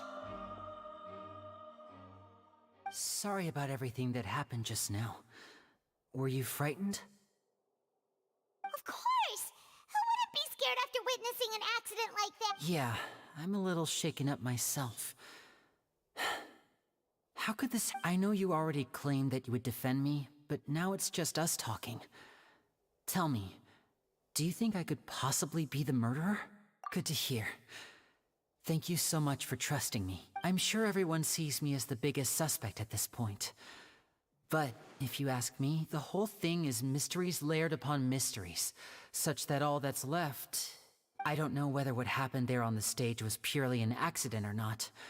And I don't know why poor Cal was in the box. As for how that girl chosen from the audience could suddenly disappear, I'm afraid I don't have any answers either. If someone tampered with my performance, then we need to figure out what they did. Even a skilled and knowledgeable magician like myself couldn't pull all that off in just 1 minute. Which is precisely why we need to investigate! As this book says, the impossible could not have happened. Whatever happened must have been that which is possible. Paimon bought them when we were reading at the bookshop in the city earlier. Don't worry, Paimon used her own savings to buy them. It wasn't from our travel funds. I think they look cute on you, Paimon. You have good taste, Lynette! That's the right attitude. Feeling depressed isn't going to help me now. I need to get back to my normal self. But with the guards watching our every move, it's going to be especially difficult for Lynette and I to prove our own innocence. Good thing you agreed to be our attorneys. Thanks. Yes, thank you so much. Yeah, just leave it to us. Oh, since we're going to start investigating, Paimon has a question first. Where did Lynette go during the performance? Ah, well... I'm afraid that would involve some of our essential trade secrets as magicians. The secrets behind our magic are past saving, Linny. I suppose you're right. The truth behind our tricks is going to be important evidence that will be weighted during the trial. 'Tis truly a pity. As a magician, our magic show is a work of art. We've poured countless hours and spared no effort in perfecting it. But if revealing our secrets will help you uncover the truth behind what happened, we should go somewhere else if we're going to discuss our magic tricks. We'll go speak with the guards, and in the meantime, you can go investigate the stage and the seating areas. Alright, let's go have a look while the investigation teams are still here. Detective Paimon is on the case!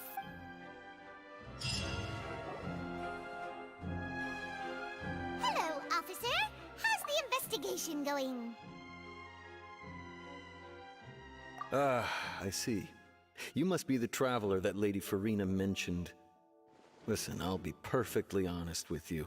I'd avoid getting mixed up in this whirlpool of a mess if I were you. Huh? What do you mean? Come with me and you'll see. The deceased is one of Linny's assistants, named Cal. Even though he hadn't joined the troupe long, he was hardworking and everyone generally liked him. The assistants are usually in charge of setting up and inspecting the props, as well as assisting with the show and keeping the crowd engaged. As you probably saw when you were in the audience, the water tank suddenly fell and smashed the box with Cal. This is the real mystery. We've already searched the scene and were unable to find any traces of the girl. However, if you look carefully, the box was positioned directly under the water tank. The ropes holding the tank were then burned by the pyrotechnics on stage, causing them to snap. All these factors lining up so perfectly makes it hard to see this as a mere accident. If anything, the more logical explanation is that the whole incident was intentionally planned, and Linny is the most likely person to have access to all these areas. But he doesn't have a motive! Are you both good friends of his? Well, you can't say we're good friends, but... So in just a short time, he was not only able to win your trust, but even convince you to act as his attorneys. I know there's no such thing as magic. The real trick of a magician is holding the audience in the palm of their hand. I've seen a lot of cases, and I can tell you that people are the least reliable kind of evidence. Sorry, I tend to be pretty straightforward. Just know that I'm warning you for your own good. Anyway, you may investigate the scene of the crime yourselves if you're curious. Who knows, maybe you'll be able to come up with some new evidence.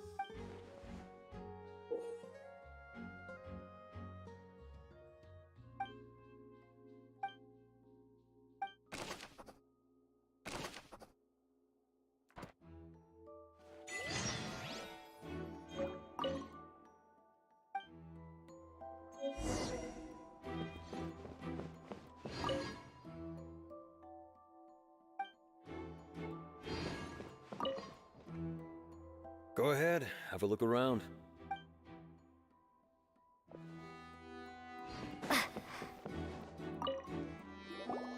So this is the rope that broke and caused the water tank to fall. The rope looks pretty durable. How can it be burned through so quickly by fireworks?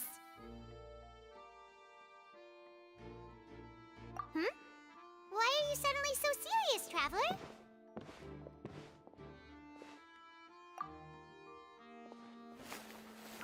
Whoa. Look! This bit is made from different material! Most of it was burned away, but there's still a little bit of it left. Huh. So if a rope meant to hold something was made with that kind of material in it... Wait! Why don't you write all this down? Let's...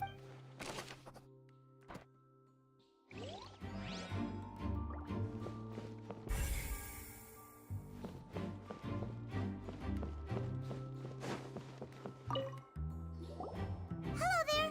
What are you investigating? Oh, this location has also been cordoned off because the Magic Troupe members are currently considered prime suspects.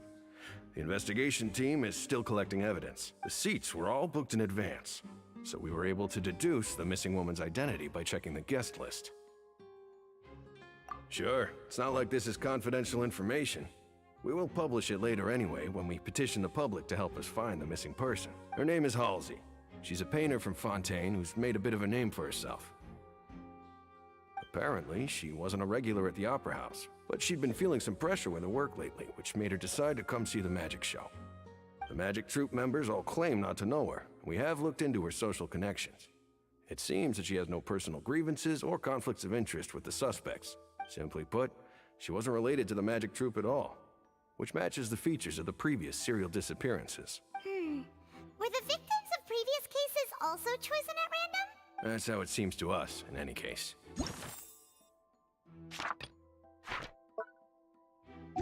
Apart from the fact that they were all young women of around the same age range, there really weren't any other connections between them. Okay then. No need to be so formal.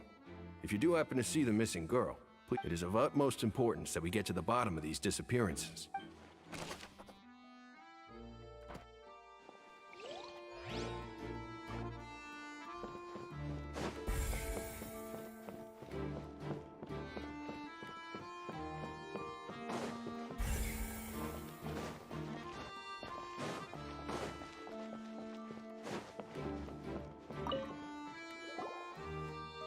The investigation team has some new findings. Turns out there's an issue with the random number selector after all. See, I told you. What if the machine picked some big guy's seat? You think the murderer would have still made his move then? Sorry to interrupt, but we're helping Linny and Lynette with their side of the investigation. What were you saying about the number selector? You're trying to help them? That'll be a tall order. Linny used the machine to pick a random member of the audience during his performance, right? The lucky girl that later disappeared. Well, we thought there might be a serious problem with the machine, so we had it taken away for further inspection. It turns out that the seat number it picked wasn't random at all. The machine picks that same number every time. I'm sure you already know that you have to make a reservation in advance to get a seat, regardless of whether it's a trial or some performance. In other words, Linny knew who would be sitting where from the very beginning. That much checks out. Linny reserved our seats for us, too. Bet you see why I was saying it'd be tough to make a case for Linny. Even though it's bad for Linny's case, Paimon had better write it down.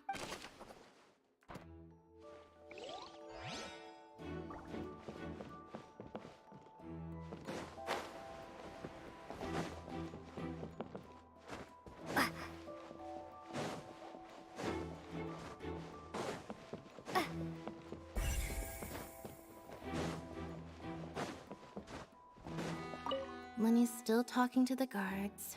It seems he'll have a lot. I think someone will be assigned to monitor us later, but.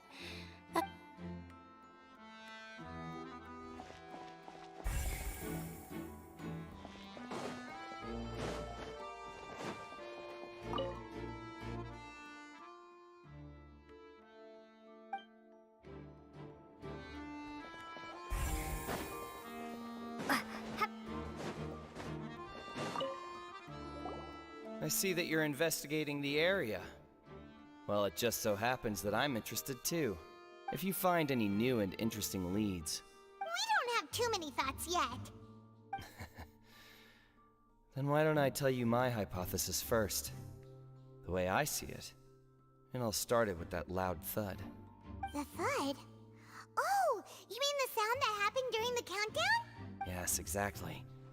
It wasn't terribly loud, but I suspect that most people heard it. It's just that everyone was awaiting the results of Lenny's trick with bated breath, so no one paid it much mind. But now that the incident has happened, the thud has become an important clue. That makes sense. So, what do you make of it? I'm of the opinion that it may have been the sound of Lenny's accomplice.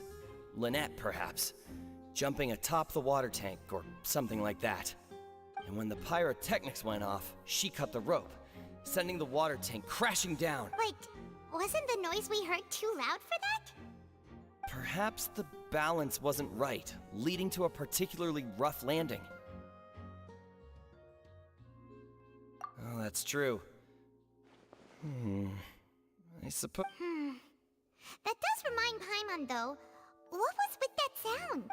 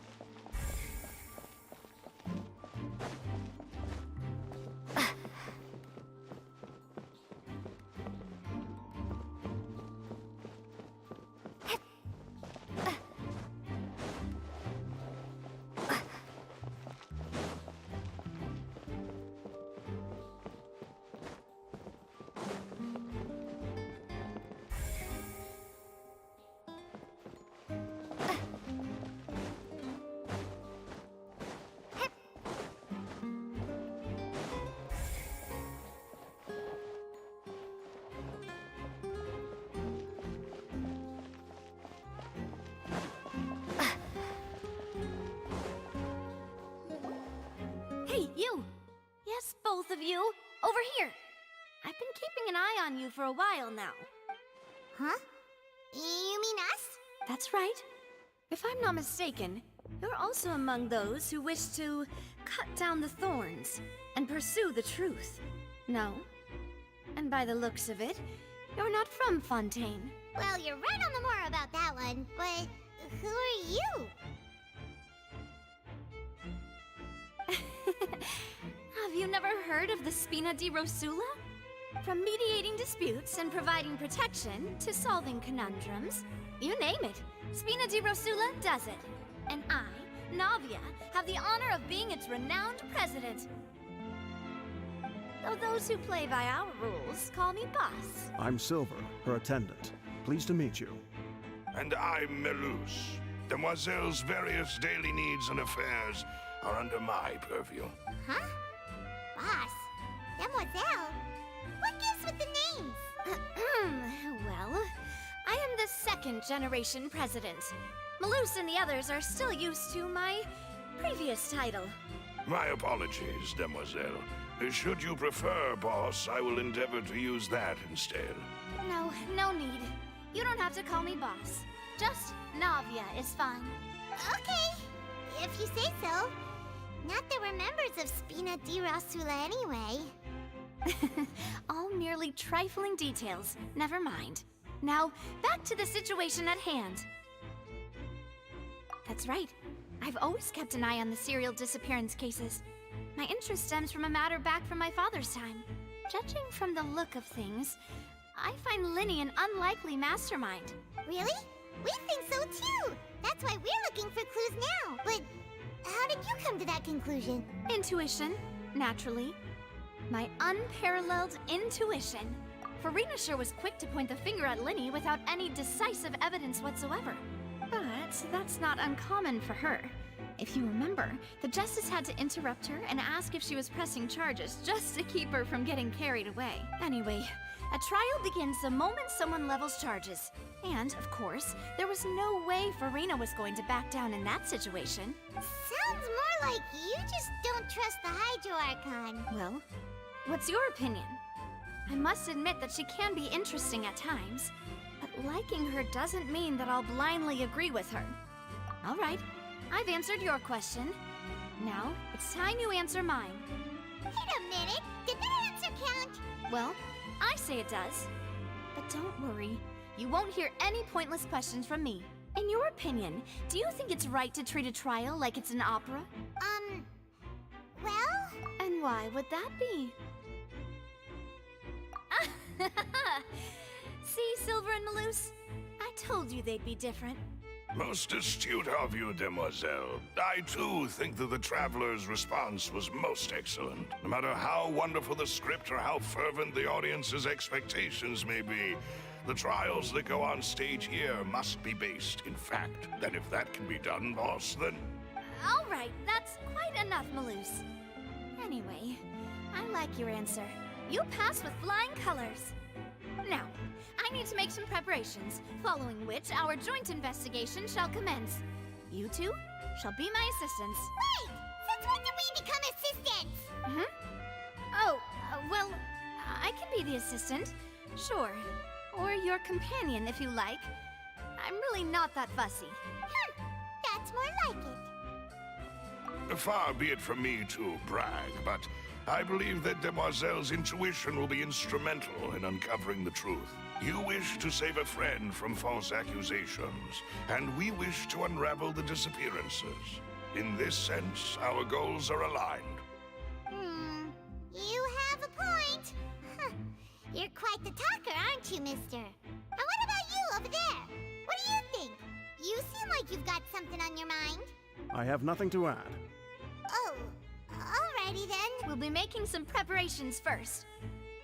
Just be sure to let us know if they start revealing Linny's tricks.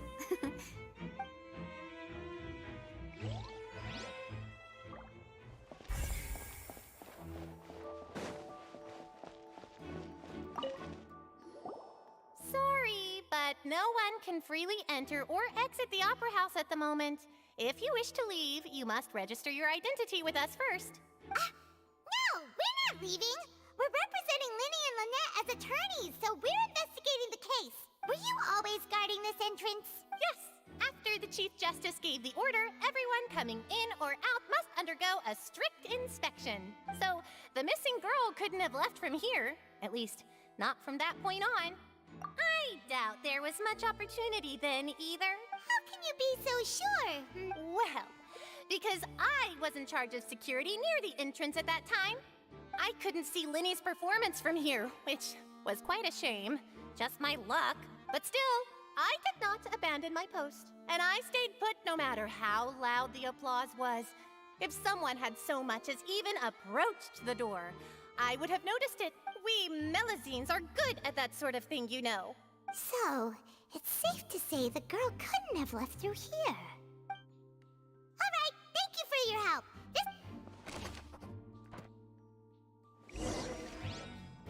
We've checked everything of note here at the performance venue. Paimon wonders how Linny's discussion with the guards is going. Speaking of that, I think magic shows would be very popular in Poisson. I can see that. Maybe I should try to learn some magic. If I can make things disappear, cleaning my room would be a cinch. You need not worry about such things, demoiselle. That falls under my duties. Oh.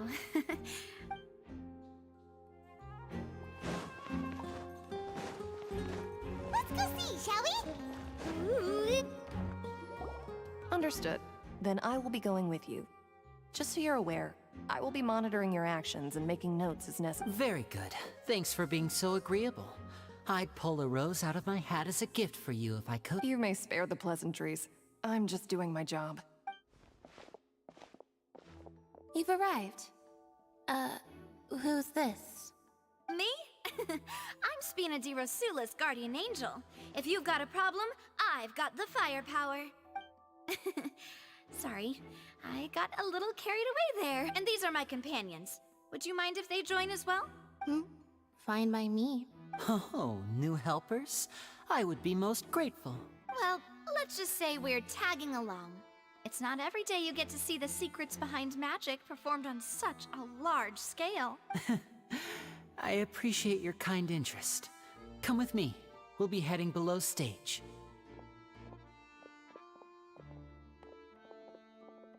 Huh? Below stage? Yes, a world of secrets is hidden beneath this magic box, prepared specifically for this switcheroo trick. But before I reveal everything, you should have a look first. Notice anything strange here?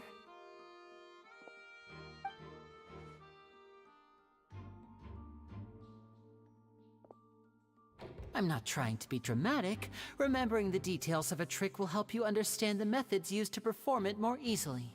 Huh. Weren't there balloons and other decorations here? Where did all that go? Ah, good eye. That said, you're still far from discovering the answer.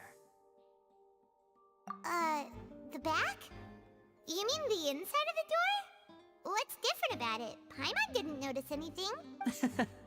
Very good indeed. I thought you might not be able to catch that, given that you were sitting in the first row. The back of this door was patterned. Those patterns are now gone, replaced by a smooth wooden board. So, if you put 2 and 2 together, what do you get? Exactly. All right, let's go. I'll tell you how it works as we head down. Oh, so there was a passageway under the magic box! I knew you'd figure out most of it as soon as you saw this place. The 2 magic boxes are positioned right above the 2 entrances of the tunnel. See this flatbed trolley? The box with the lucky audience member in it would be shuttled over to the other side using the trolley. This trolley can raise and lower and even rotate, ensuring that the box will face in the right direction. I see.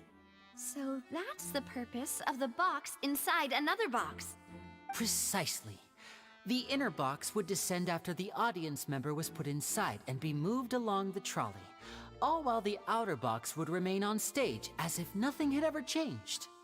So that's how you did it!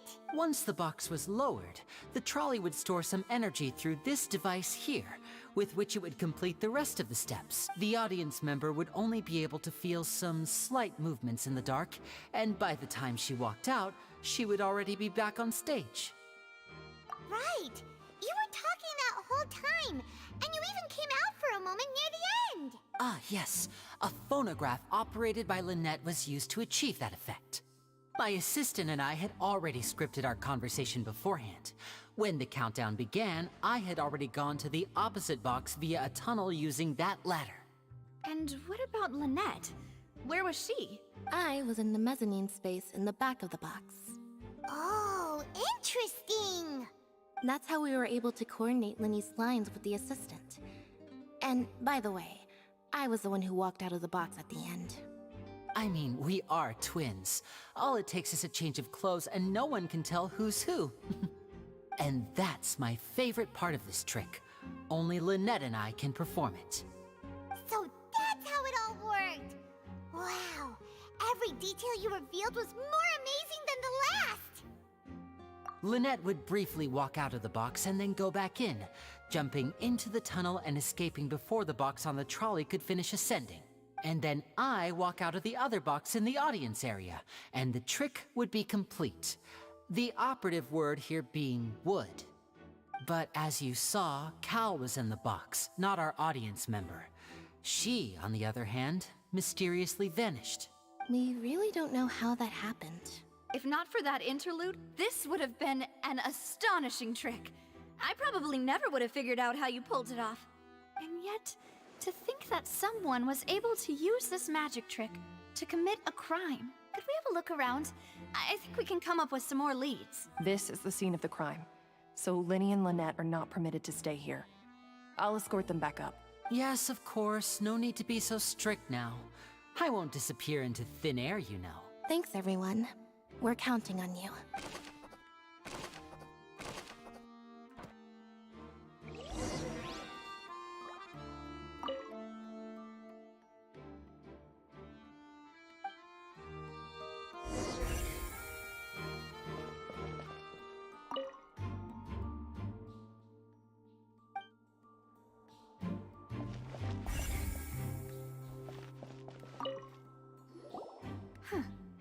What's this? Looks like a hook tied to the end of a rope. Huh? There's all kinds of odds and ends here. Perhaps it was a prop for a different trick. But why would it have been left here? Whatever it is,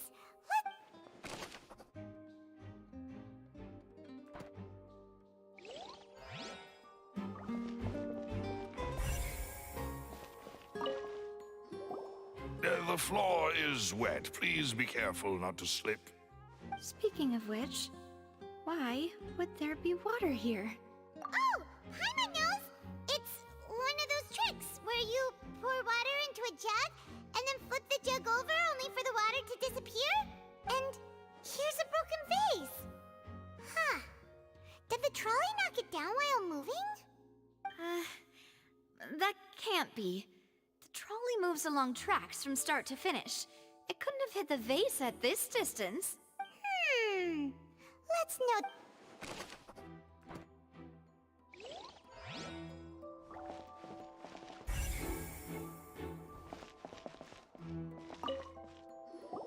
Oh, these are the clothes that the lady chosen from the audience was wearing, right? Her clothes are here, but she's nowhere to be found. Right. And do you really need to do that if you're kidnapping them? Ugh, this is so confusing. Paimon doesn't want to be a detective anymore.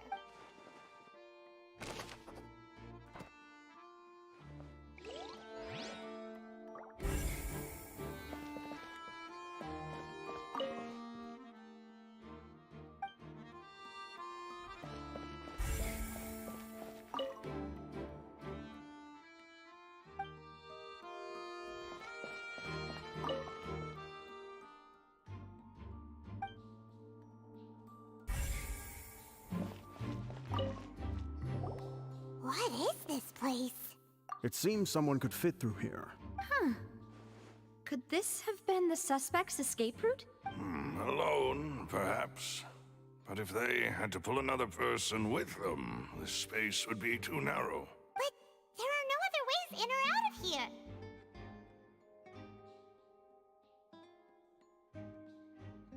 Oh, you're right! Let Paimon write that down.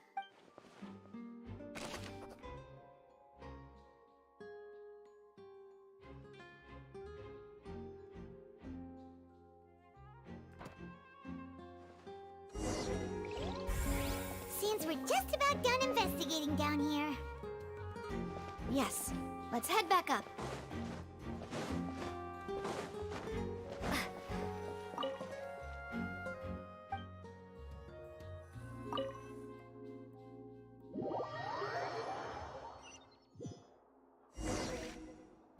Well, we've ascertained the state of the crime scene. Let's find a place to sort out our findings once Malus returns. It seems to me that there are several things that... Apologies for the wait, demoiselle. So, what did the guards say? Did the criminal escape through the vent? They believe the odds of that are very low, since the vent leads to the Opera House's basement. The guards have checked the area carefully. No one left through the basement during the performance or after the incident, and no one was found hiding there. So the tunnels become like a secret chamber then. You know, like the kind you usually see in novels. The plot thickens. Halsey's disappearance and Cowell's death are both quite inexplicable. No wonder Farina was so confident in her accusation. All the current evidence points toward Linny and Lynette. In other words, the charges are very likely to be upheld unless we make some considerable progress. Charges and then trial. So if the charges are upheld, they'll announce a sentence? That's right. This is how a trial goes in the Opera House. During the proceedings, the Chief Justice and the oratrice will hear statements from both sides. That's right. This is how indemnitium is produced. The statements from both sides, the defenses from attorneys, witness testimonies, and even the audience's emotions will all be projected on the oratrice. To put it simply, it's as if the oratrice has its own will and is a judge in its own right. This also precludes any kind of favoritism on the part of the Chief Justice. And not that this has ever happened anyway. Once both sides have finished speaking, the Chief Justice will make his final decision. This, too, will be used by the oratrice as a reference. Then, finally, the oratrice will be consulted by officials. The result it returns is the will of justice itself. Huh? So that machine is the one that actually decides? Paimon thought Novelette called the shots. In practice, there is very little difference. Both have always come to the same judgment. Which is why people have great... Yes, the guards also asked me to convey that none of us will be allowed to leave this place before the trial. Huh? Why? Because we've chosen to act as the twins' proxies. That makes us persons related to the case. They're concerned that we might be colluding with outside parties, or that we might find outside help to disrupt the case. And even if that were not so, it could prove problematic if we happen to spread key information about the case ahead of time. I'm ready to break out at any time. Whoa! There's no need for that! Paimon thinks they have a point. That said, are they providing... Of course. I just hope you don't mind the lack of options. I'm afraid that catering to all tastes is not in the cards, nor is... In that case, let's just sort out our findings together here. I mean, what better way to properly think through our findings than over some tea and sweet... Huh. Breaking out suddenly doesn't seem... Just kidding! Just kidding! What do you mean, no snacks? Of course we'll have snacks. If we cannot buy some, then we'll simply make some. Huh? Here? Understood, Demoiselle. Everyone, please come with me.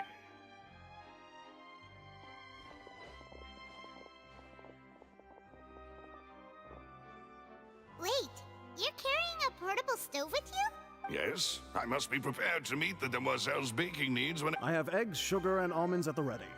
Good work, you two. Then I'll get to it. Please, these three are quite the interesting group.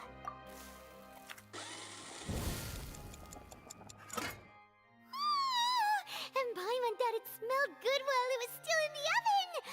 From the way you had these two guys carrying all that stuff around, Paimon thought you'd have them do more during the baking process, but you ended up doing the entire thing by yourself! Beating the egg whites, grinding almonds, everything! I was applauding. And I was giving encouraging smiles. Paimon was just thinking, aren't you worried about getting your fancy dress dirty, beating egg whites and baking like this? Well, I don't think it's carved in stone anywhere that fancy ladies can only read books, sip tea, ride horses, and play the piano. I just really enjoy making snacks. Don't underestimate beating egg whites, by the way. It's a real arm workout. You also need to beat them to just the right consistency, or your macarons will crack. Anyway, give these a try, fresh out of the oven. There's 3 for each of us. Only 3? Well, eating too many sweet treats might send all that sugar to your head. Tea is ready to be served as well. There's no need for concern. I'm merely doing as I should.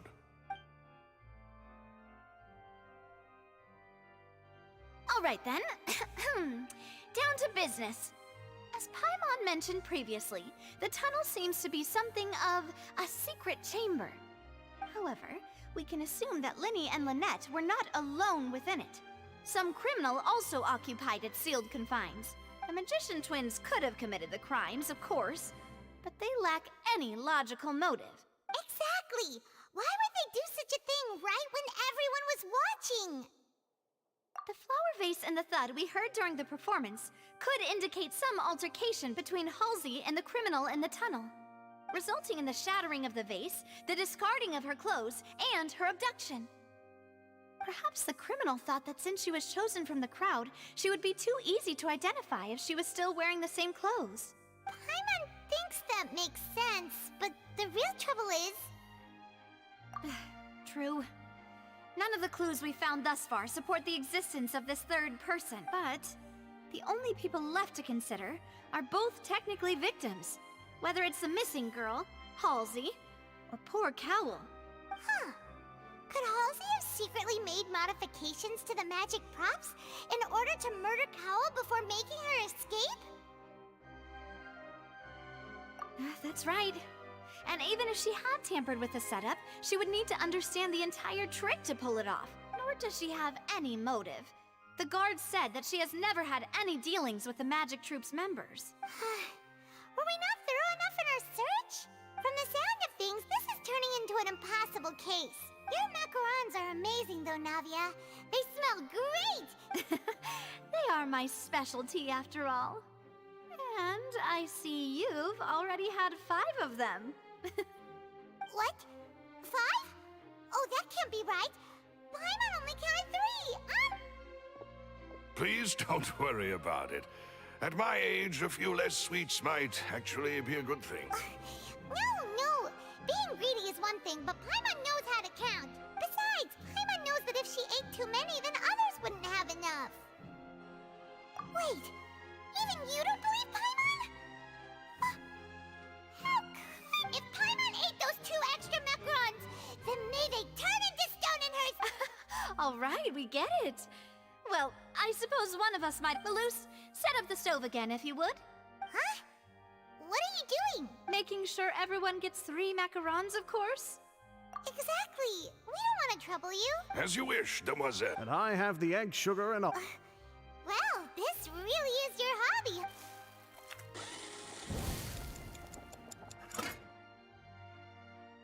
Well, that's it for snack time. I'm going to have another look around the area. I don't know what we're looking for yet, but it would be awkward. All right, thanks for your help, and for... It was nothing. A small task for the Spina di Rosula. Silver, Malus, it's time to go. I'll be back if I find anything new. All right, it's time to put our heads together.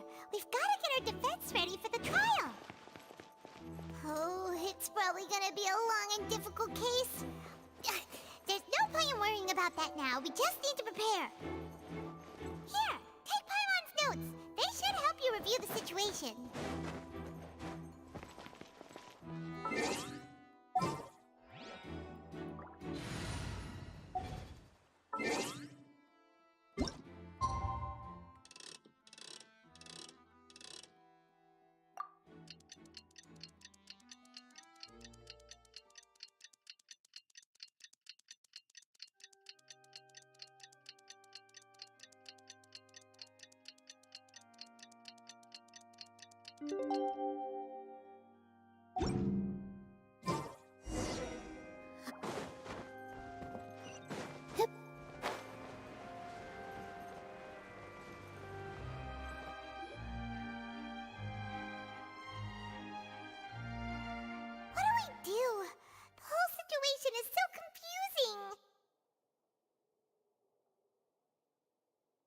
Plan. Impossible things don't just happen. We'll get to the truth one way or another. Just relax. Even if everyone else suspects Lenny and Lynette, at least we will be supporting them from the stands. Besides, I doubt Farina understands any more about what happened than we do. Thanks, Navia. Well? Best of luck to you.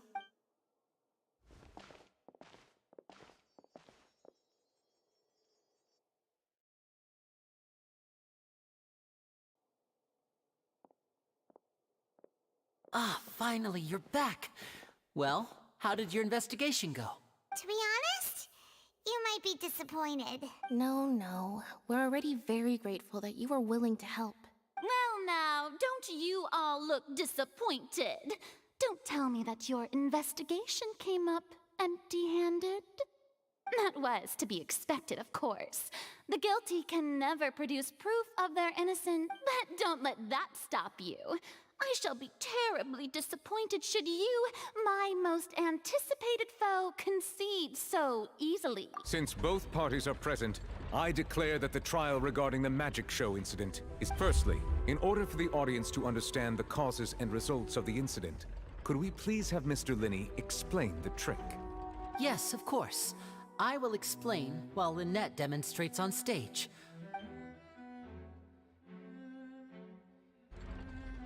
Thank you, Mr. Linney. In that case, I take your statement to be that you ran to and remained hidden within the magic box in the audience stands once the trick began, and thus could not have committed the crime. Is this correct? Yes, that's correct, Your Honor. In that case, I call upon the prosecution. Lady Farina, do you wish to refute his statement in any way? Why, of course I do. Allow me to take the first shot and break this case wide open. Mr. Linney is clearly lying. There is no way you could have been in the box the whole time if you were to abduct Halsey and murder Cowell. In fact, I'd say you were hardly in that tunnel at all. That is simply your hypothesis based on the presumption that I'm guilty. Oh, is that so? And if I may ask, what did you hear while you were inside your box? The roaring countdown of the crowd, of course. That's how I kept track of the time and built anticipation for the finale. And you didn't hear anything else at all? Nothing that might leave an impression of any kind? No, nothing. I see. But when the count reached 30 seconds or so, there was a thud. One so loud that I believe practically everyone heard it. Huh? Hey, hang on! Something's not right here. Yeah, I'm sure he could have heard a noise that loud from inside the box. I was right by the box, and I definitely heard the thud. Look at those scales. Could those mean... Well then, ladies and gentlemen, allow me to use the words of the magician himself. You never know what can happen in the blink of an eye. Indeed, it seems his alibi can also collapse in the blink of an eye. Of course, I have armed myself to do far more than smash your alibi. Confidence cannot go unfounded, and my foundations are rock solid. Tell me, aren't you and Lynette actually from the House of the Hearth? The House of the Hearth? No wonder they did something like this. So the serial disappearances were the Vtuber's doing. I've got a feeling that what happened on stage probably wasn't just an That's irrelevant. Our identities have nothing to do with what happened. Indeed. Then perhaps you could tell us everything that happened during that 1 minute. Your first priority is to prove yourself innocent after all. I'm sure there is little that needs to be kept secret now. Unless your script already... The Outlander is speechless. My, oh my, don't they look flabbergasted? Now comes the infighting and discord, I suppose. Good thing I made all those preparations. Seems the all-nighter I pulled last night is really paying off. Hey, Linny! Why didn't you tell us this before? Order! Order! Mr. Linney, allow me to re-establish the facts. Lady Farina has raised 2 points. First, when the thud was heard in the Opera House, you were neither in the box nor the tunnel. Second, you and Ms. Lynette are both members of the House of the Hearth. Are these claims true?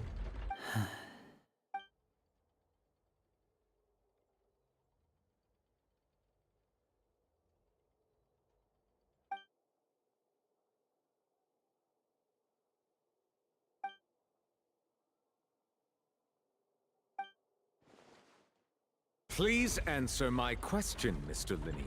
I'm sorry. Yes, they're true, Your Honor. I knew it! Well, that's it. We might as well move on to the sentencing already. What should we do now? Granted. In that case, what is your request? Is that really necessary? They're already as good. The defendant deceived their own attorneys. What is there left to Order! Order! Your request is reasonable, and we shall adjourn. This So you would stick to Mr. Linney's defense even after knowing what you do now? You certainly have more professionalism than I thought. In that case, my dear audience, let's allow the joy of victory to steep for a little while.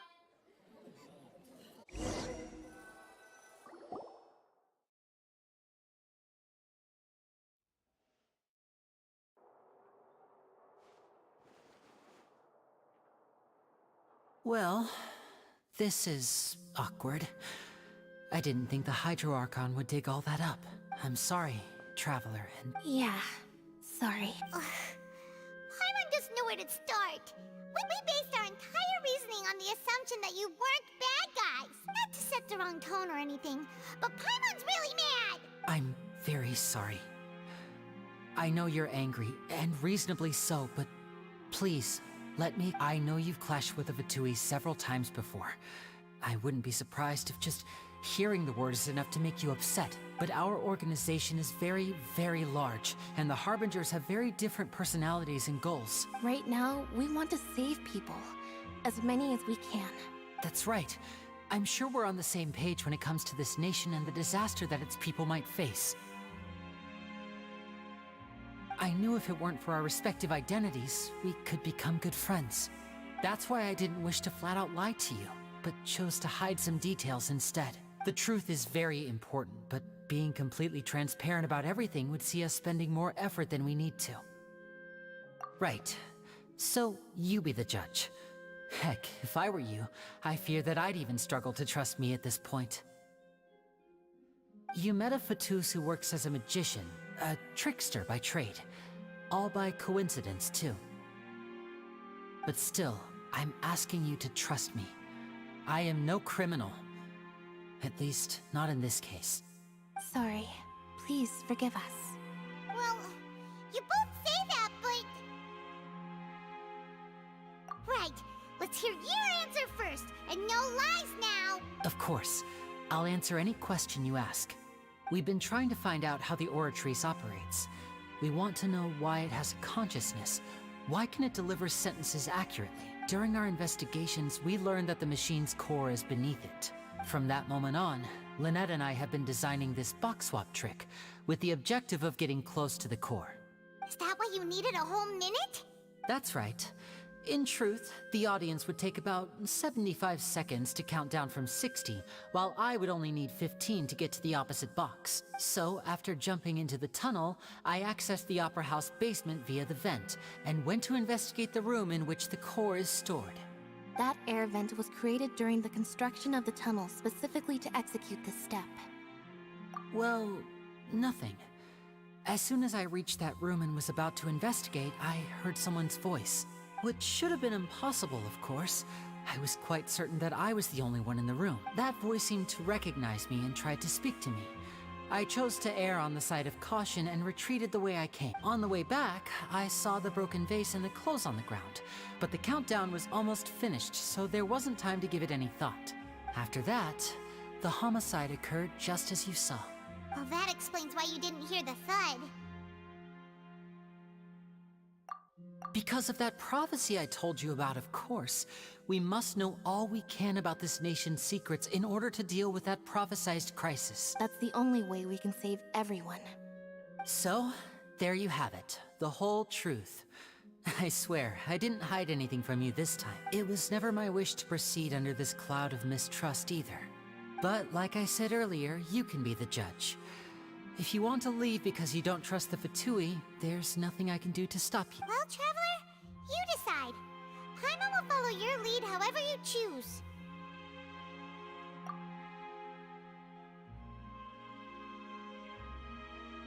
Okay, thank you.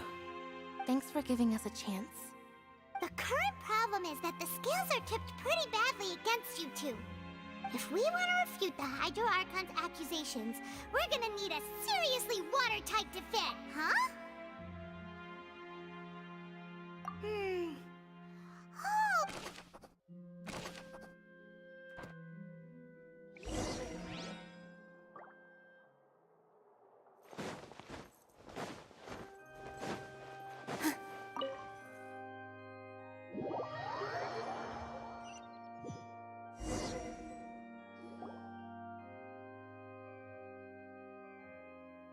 Both parties have returned to their positions.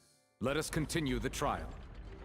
When last we left off, Mr. Linney acknowledged the new evidence presented by Lady Farina as fact. Therefore, Lady Farina may continue stating her reconstruction of the events. That took long enough. Now then, if everyone would lend me at this stage, let's revisit that scene from Linney's perspective.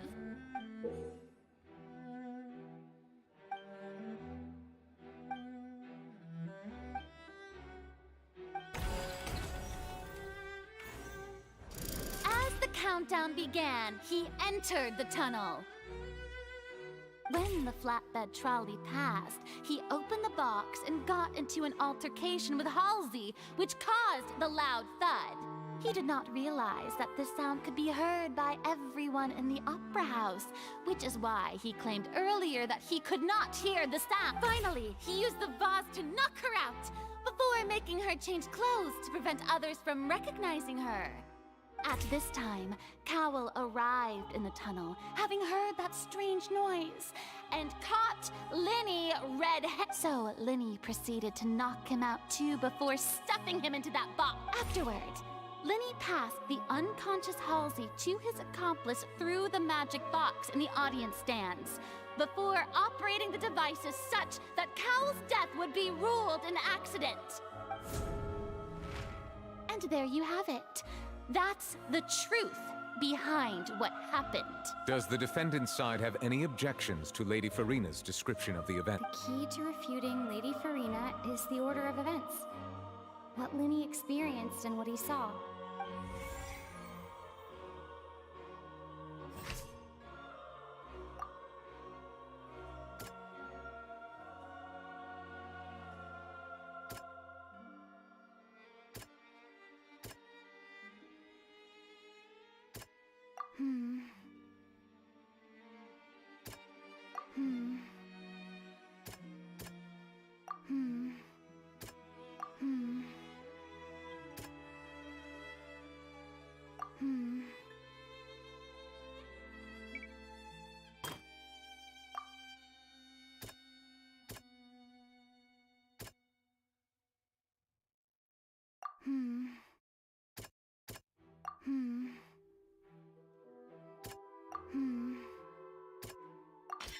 According to Linney, he left via the vent after entering the tunnel.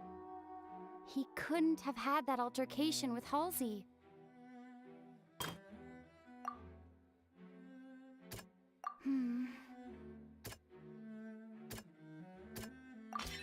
Linney went to the room that contains the Oratrice's core. This is the actual truth.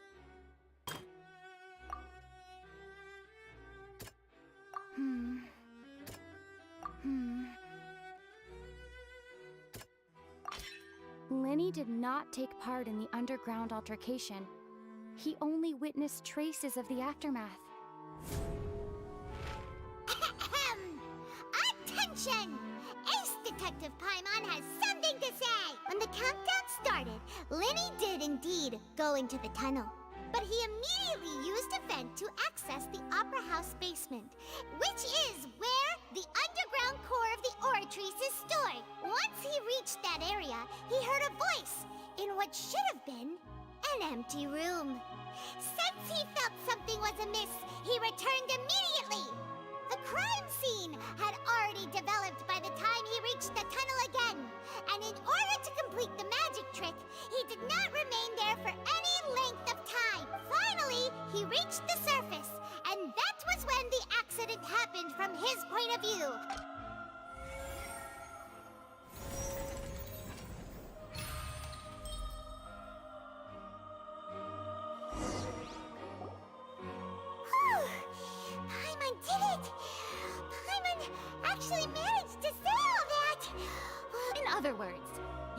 believe that he knew nothing of... That's right!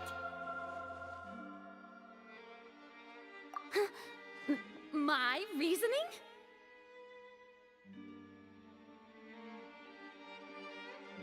If that's the case, then if Cowell hadn't entered the tunnel, who was the entire setup meant to kill?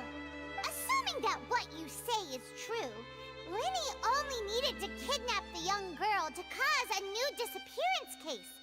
What would the point of killing someone on stage be? Oh, they have a point.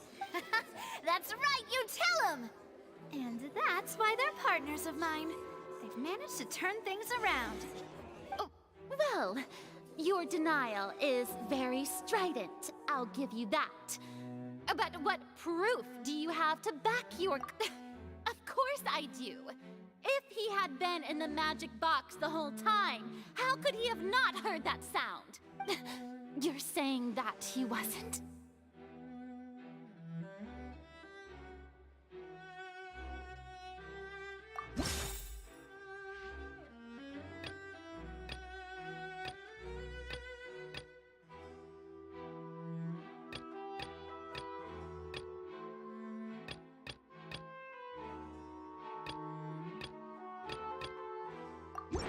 That's right!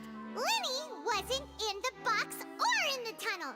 That's why he didn't hear anything strange during the performance. This means that when the crime happened, Linny had already entered the basement via the vent. The same clue you used to disprove his alibi has now become the best proof! Well played. To think you'd use such logic. Well then, if it wasn't Linny who committed the crimes, then who was it?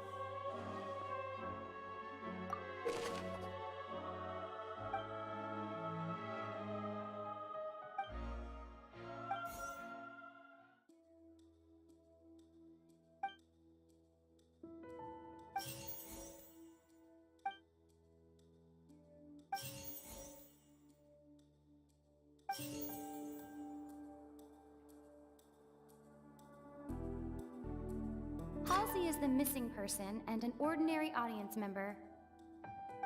Could there have been a third person involved? The deceased's name is Cowell, Linny's assistant. He would have been able to... Could there have been a third person? The deceased's name is Cowell, Linny's...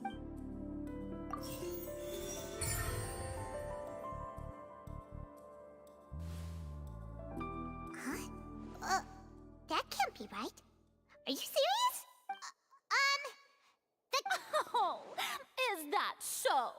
How? What I must do next is recreate the truth.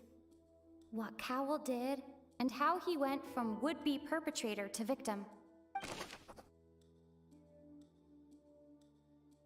The deceased's name is Cowell. Linny was not in the tunnel at that moment. The sound we heard may have come... It would have been tough for both people to fit into that vent. No one entered or left the opera...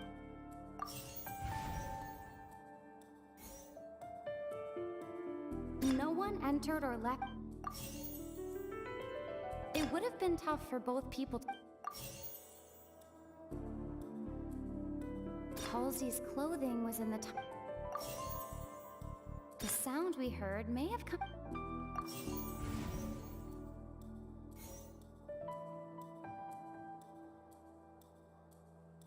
The sound we heard may have come... The sound we heard may have come from a cloud.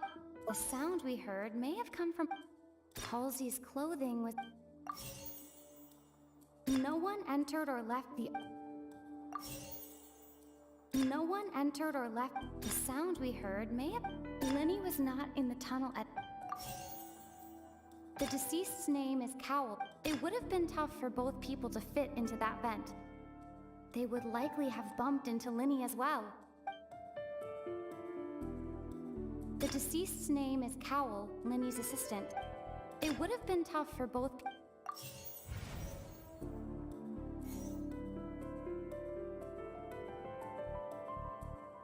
The we heard may have come from a It would have been tough for both.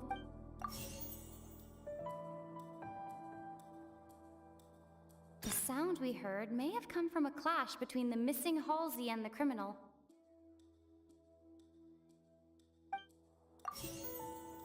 The deceased's name is Halsey's clothing was in the tunnel. So, there must have been...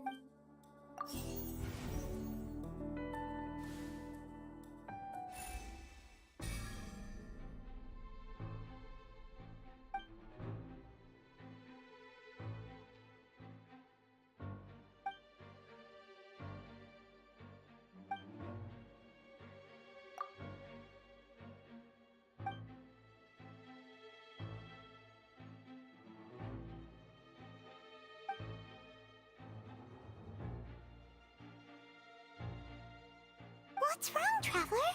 Are you still having trouble figuring things out? I see how it is. So this was all just a bluff. And here I thought you had something to show for it. Look, since we're at a dead end, why not consider a different track? Just like the trick as it transpired, the end result must have been utterly different from the magician's. If only we knew how Halsey disappeared. Well, that would be nice, but the tunnel only has 3 exits, and none of them seem very light. And it's not like this is a magic trick where you can just make a real live person disappear. Excuse my interruption, dear opponents, but...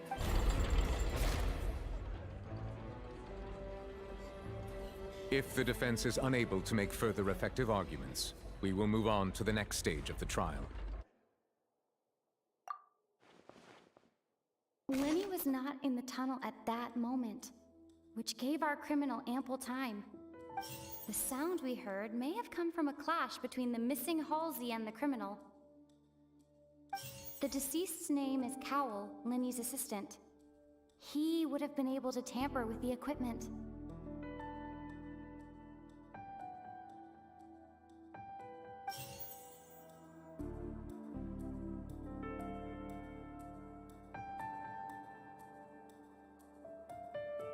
No one entered or left the Opera House through its entrances.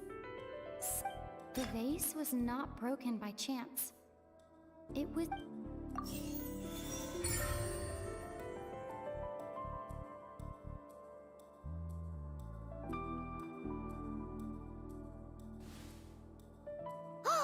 Paimon gets it! It all comes together if Halsey disappeared instead of being kidnapped. Lynette escaped from the water tank, vanishing gradually and leaving only clothes behind. If there's a similar method where a person could be transformed into water... Oh, just a moment, please. I do hope you know how preposterous. How could a person ever be transformed into water? This is reality we're talking about here, not some magic trick. Must we really? I should think that of anyone. Your friend Linny already knows magic tricks are ultimately just illusions and misdirection. But Halsey's disappearance is very real. We're talking about two Even so, I trust the Traveler's judgment. The truth must be out there somewhere. Perhaps some new line of reasoning may open if we try to gather all the focal... Since Cal was the deceased, we haven't placed much attention on him. But given that we aren't making much progress with the case, it wouldn't hurt to have a look at his belongings, would it? People really do come up with all sorts of harebrained schemes when at the end of their rope. The way I see it. Nevertheless, I believe that this is a reasonable request on the part of an attorney. Since the trial does indeed appear to be at an impasse, I believe... Guards, please... We are still examining the items, but we have already made critical progress that we feel must be shared with everyone post-hit. We discovered several test tubes of fluid within Cowell's baggage, each labeled separately. The notebook in his backpack claims that these fluids are... water from the primordial sea. The primordial sea? The note's contents also indicate that Cowell belonged to an organization that sells illegal drugs and that he had an accomplice. The notebook has many entries concerning safe usage of these fluids, in which the keyword dissolve appears many times. One of these tubes was labeled Opera Epiclese, along with yesterday's date. It is empty. The notes also state that these dissolution properties work exclusively on people from Fontaine. It's likely that Halsey was chosen as some sort of test subject. As such, we believe that the defense's hypothesis is, in fact, supported by sufficient evidence. You've got to be kidding! People dissolving into water? Could something so ridiculous actually be true? Wait a moment. This reminds me of a certain prophecy, but it's just a coincidence, isn't it? Huh. If people can become water, does that mean that the water tank's real use was as a means to hide water stains? And if Cowl was targeting that girl... Wait just a minute. Could that mean... You two, with me! Demoiselle, wait! What about your partners? Let's go. Just... Order! Order! It is undeniable that further examination of the deceased's personal effects has yielded some surprising results, but we cannot yet verify the veracity of these clues. Still, let us assume that these clues are indeed authentic, albeit with the understanding that Ms. Halsey has yet to be found. Guards, please continue examining the items along these lines. Mr. Linney, it appears your hypothesis is supported by the evidence, so please continue. Of course. Thank you, Your Honor. If we uphold this hypothesis, I believe that many of this case's seemingly unrelated clues can be connected together. Right! Like the metal hook! That one didn't make sense at all. Let's think about this. Cowell's methods must have something to do with that water...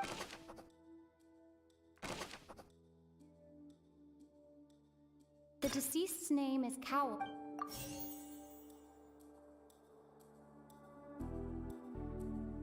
Now it seems like the hook rope was not meant for...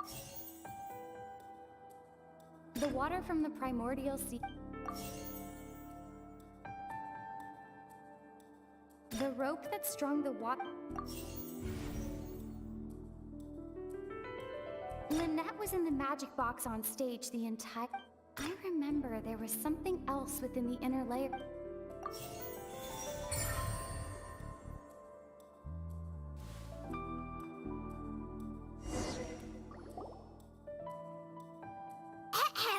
It's in the original plan. Cowell would tamper with the water tank rope, and the number selector securing his target. When the magic box containing Halsey was lowered, the metal hook would retract gradually and pierce the balloon at the top of the box. When the balloon attached to the box popped, the water from the primordial seed inside it would pour down and dissolve Halsey. Afterward, Cowell would enter the tunnel and break the flower vase to conceal the water inside the tunnel, with the remaining evidence being covered up by the water tank on stage. But he encountered something unexpected in the tunnel, and wound up being fatally hit by the same water tank he meant to use to cover his tracks. Huh. That does make sense. That actually links together a lot of the more confusing Oh dear, what do I do? Even I think they sound convincing now. Have I falsely accused an innocent person? Now, it seems like the only point of contention remaining is the exact circumstances that led to Cal's death. His notes mentioned he had an accomplice who could be related to the situation. On that note, the guards have just contacted me indicating that they uncovered new evidence. I shall now invite him on stage to share it with us. Thank you, Your Honor. We were just inspecting the luggage of the other people involved in this case. And we found an identical sample of the water from the primordial sea among Linny's personal effects. What? That can't be. Oh, I see. Well, how wonderfully comedic to have your own counterattack only to come back and wound you. Does this not clear all doubt? My dear citizens, my lord... Linny did not need to take part in the dissolution of the young woman at all.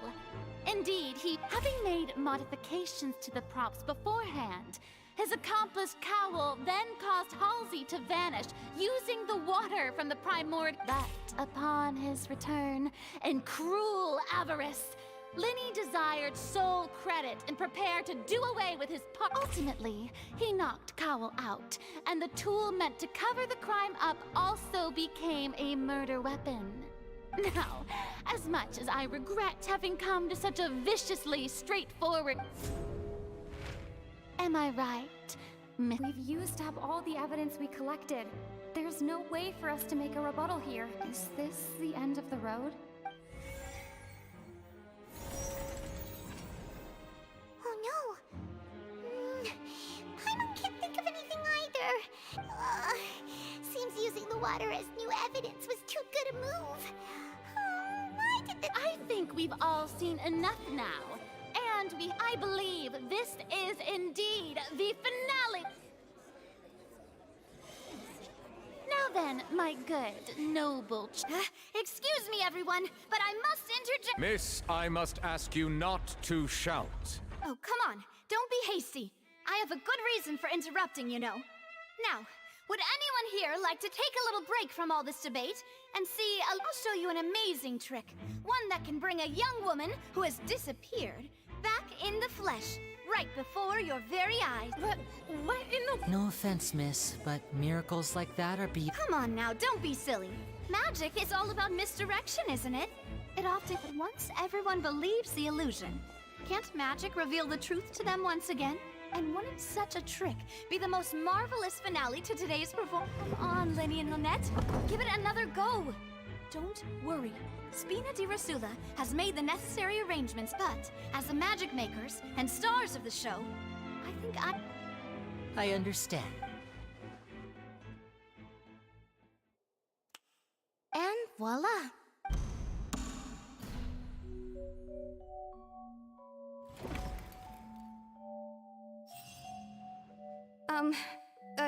Sorry for the interruption. Wait, isn't that Halsey? So, To be clear, I'm only here because this person told me that if I testified, the merit of doing so would lessen my sentence. I was hiding outside this room listening to the proceedings because I was afraid that I would be the one put on trial. I was just feeling happy that no one had noticed me. And then before I knew it, she caught me. that'll teach you to underestimate us three. Where should I begin? I'm sorry. I'm the one who killed Cowl. I admit it. What? Why? Firstly, my name isn't Halsey.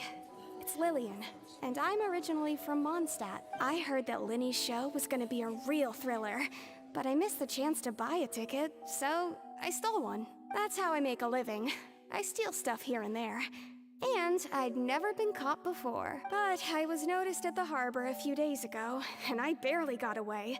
Linny was the one who caught me in the act. Hey, no wonder you look familiar. So you were the thief. Liddy even mentioned that you were pretty skilled. Well, and I thought that would have been the end of it, but then the number selector chose me. He even mentioned the Fortress of Meripede. That's a prison, isn't it? So you can imagine how shocked I was. I thought he was onto me for sure. So I played along with the show while looking for an opening to flee. But then I got water poured on me for no reason, and then someone jumped into the tunnel to nab me. I wasn't going to take that lying down, so I knocked him out and stuffed him into the box. There was nowhere to run from there, though, so I had to change my clothes and hide in a box containing performance costume. I slipped out after the first guard arrived at the scene and continued hiding inside the opera house. Can a person even hide in there? But I swear I didn't know that the water tank would fall down. Really, I swear it. Had I known that, I wouldn't have put him in the magic box. I may be— Well, that makes everything pretty clear now, doesn't it? This time, we need to tell the entire story from Lillian's perspective.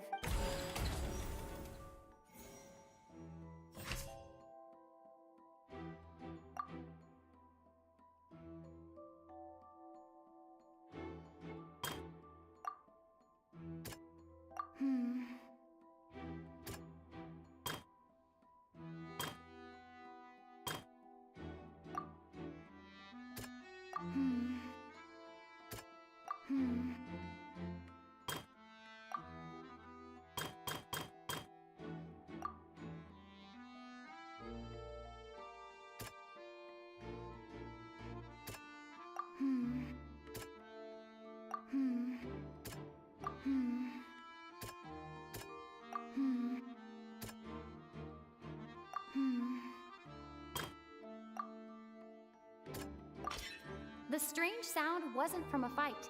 It was Lily-Ann's attempt to break out when she was frightened.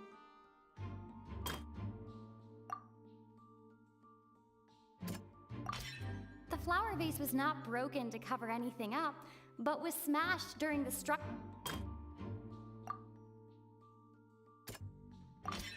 Lily-Ann was afraid that she would be recognized if... And it's having been selected out of the blue, Lily-Ann, her panic only intensified after she entered the tunnel and had water poured on her head. So she kicked the door open. Hearing the commotion, Cowl leapt into the... He did not know that Lily-Ann was not from Fontaine, but was a thief who made her mistakenly believing that the water from the primordial sea needed time to take effect. He tried to force Lily-Ann back into the box. The two broke the flower vase during the struggle, but Lily-Ann came out on top. With no way of escaping, she changed her clothes and hid in the...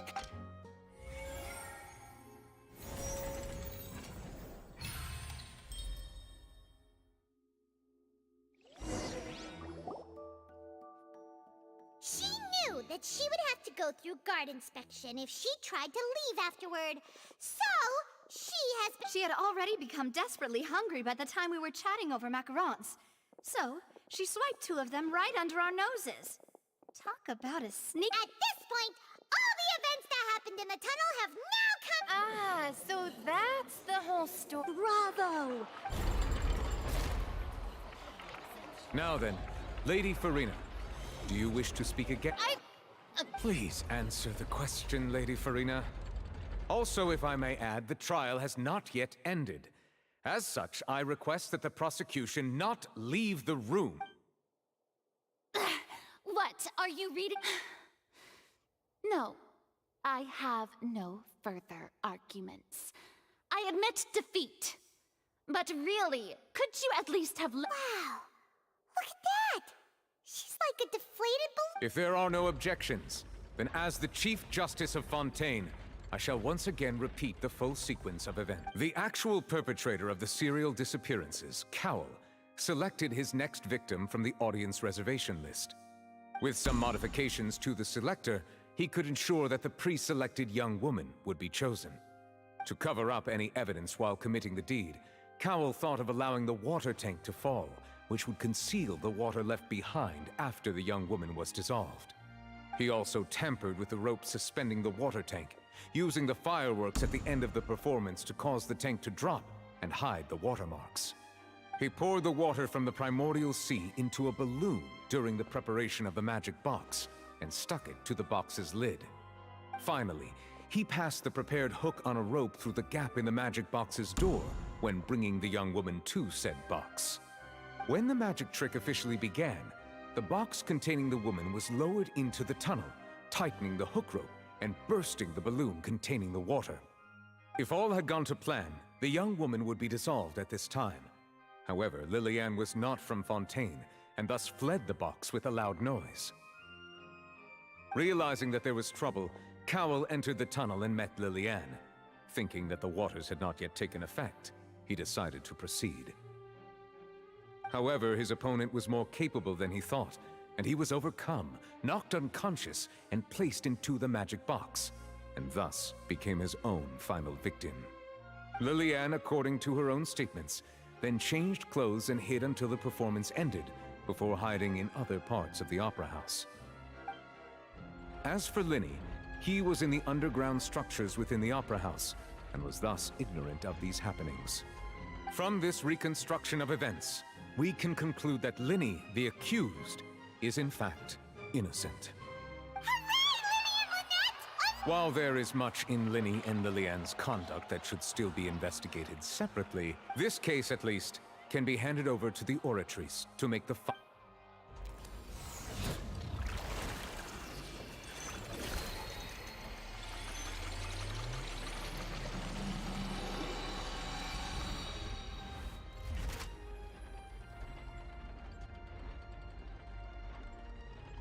As such, Linny and Lynette are officially declared not guilty. Great work, partners. Thank you all. Thank you so much. Next, I think we deserve an explanation, Guard Vaughn. How did you find the water from the primordial sea in Linny's baggage? Right! Your discovery caused me to make a serious mistake, you know. Or... I suspect that the accomplice mentioned in Cowell's notes was not Linny, but you, yes? I'm sure you know what you must do to lessen your sentence. Speak quickly! Unless you want to earn yourself a one-way ticket to Coupon Town. I was just following orders. We were supposed to place blame for the serial disappearances onto Linny, and thus cause suspicion to fall on the Fatui. The higher-ups said this was the best opportunity. And now that your plan has fallen through, and the secrets of the water have been revealed, you have become a liability to... Therefore, you would be wise to tell everything you know, and seek the protection of the... Yes! Our boss discovered that the water can cause people to dissolve. It can also be made into a potion, which when extremely diluted, can cause people to experience unforgettable exhilaration. We've been in this business for a while now, and have made decent mora off it. The disappearances were also the boss's idea. I mean, this is the...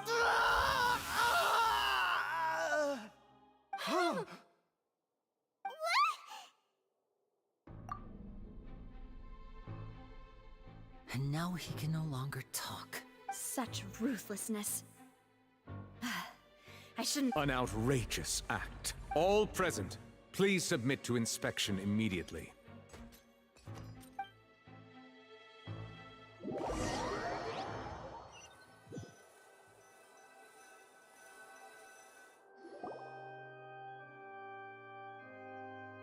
So, we're just going back now? That's true. Traveler, Paimon, please wait. Linny.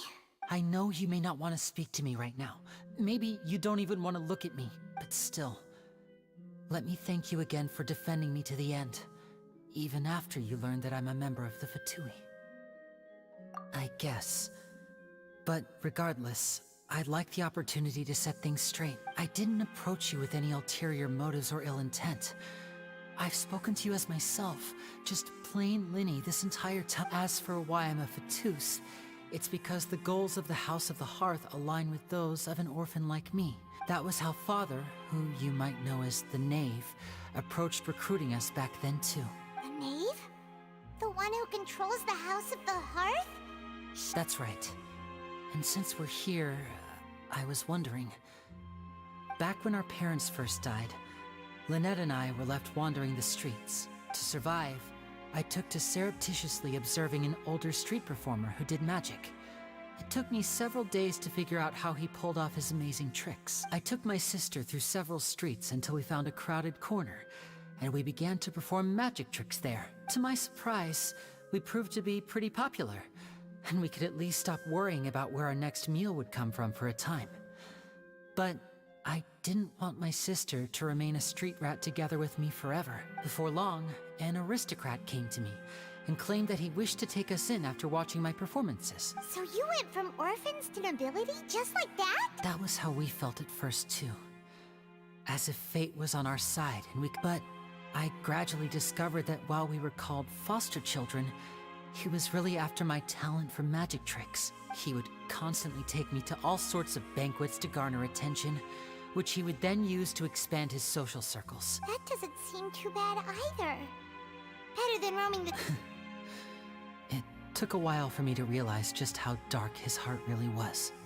After one particular performance at a banquet, I discovered that Lynette was not on the same return vehicle as me. I waited a long time after we returned home, but she did not come back.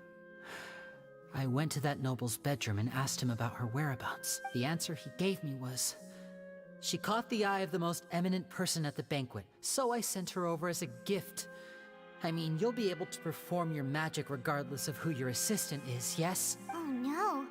So he was gonna... But wouldn't Fontaine's laws deal with... As far as outsiders are concerned, this is a relationship akin to adoption or foster care. and they have their ways of escaping the eye of the law. I managed to ferret out the location of the mansion of that so-called eminent person and hurried through the night. But by the time I leaped over the walls, avoided the guards, and made my way in, all I saw was the moonlit ground covered in blood. And the knave standing there in the darkness. So, she'd already taken care of that guy. That's right.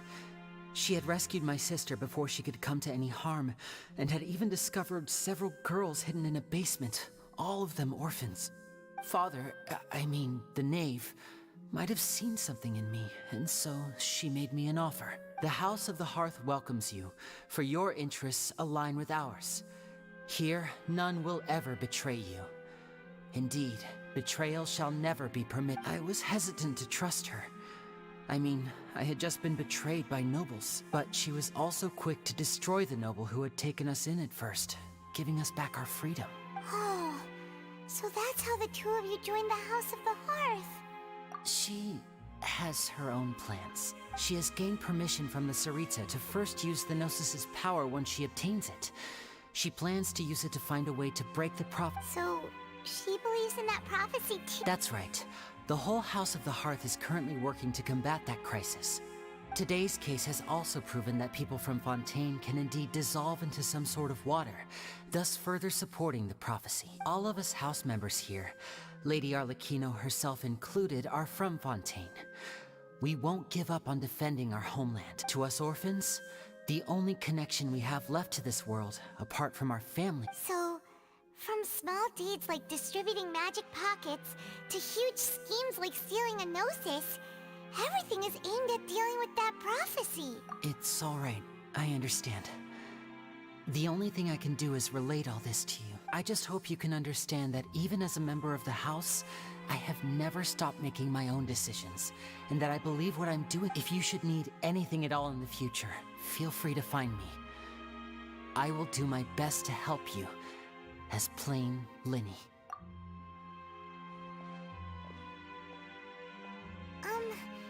Bye, Linny!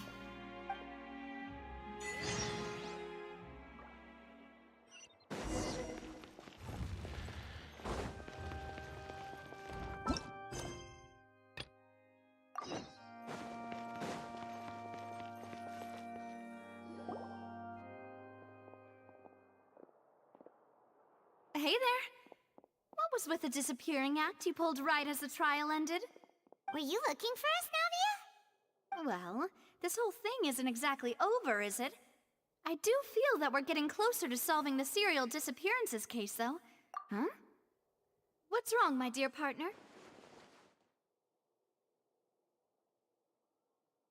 Besides, are you sure we're the ones who can crack a case that's been cold for decades now? And given that there's new evidence from the trial, there should be a trail of breadcrumbs for the Hydro Archon's people to follow now.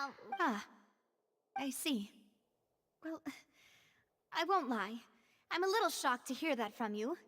But I suppose you are just travelers who have only arrived in Fontaine after all. Sorry. I might have been too presumptuous. Don't say that, Navia. Ah, and we were having so much fun investigating with you, too. It was like having new waters flowing into a stagnant mire, causing new hope to spring forth, and the reflection in the murk to become clearer. Sorry about that. Wait, shall we have a farewell meal? You know, to commemorate our time as partners? Huh? Do we really need to get that formal? Well, I'd just like to have a proper ending to every important memory. Anyway, it would just be a meal, so it shouldn't take up too much. You don't have to twist Paimon's arm. Oh, wonderful. All right, then. Let's have our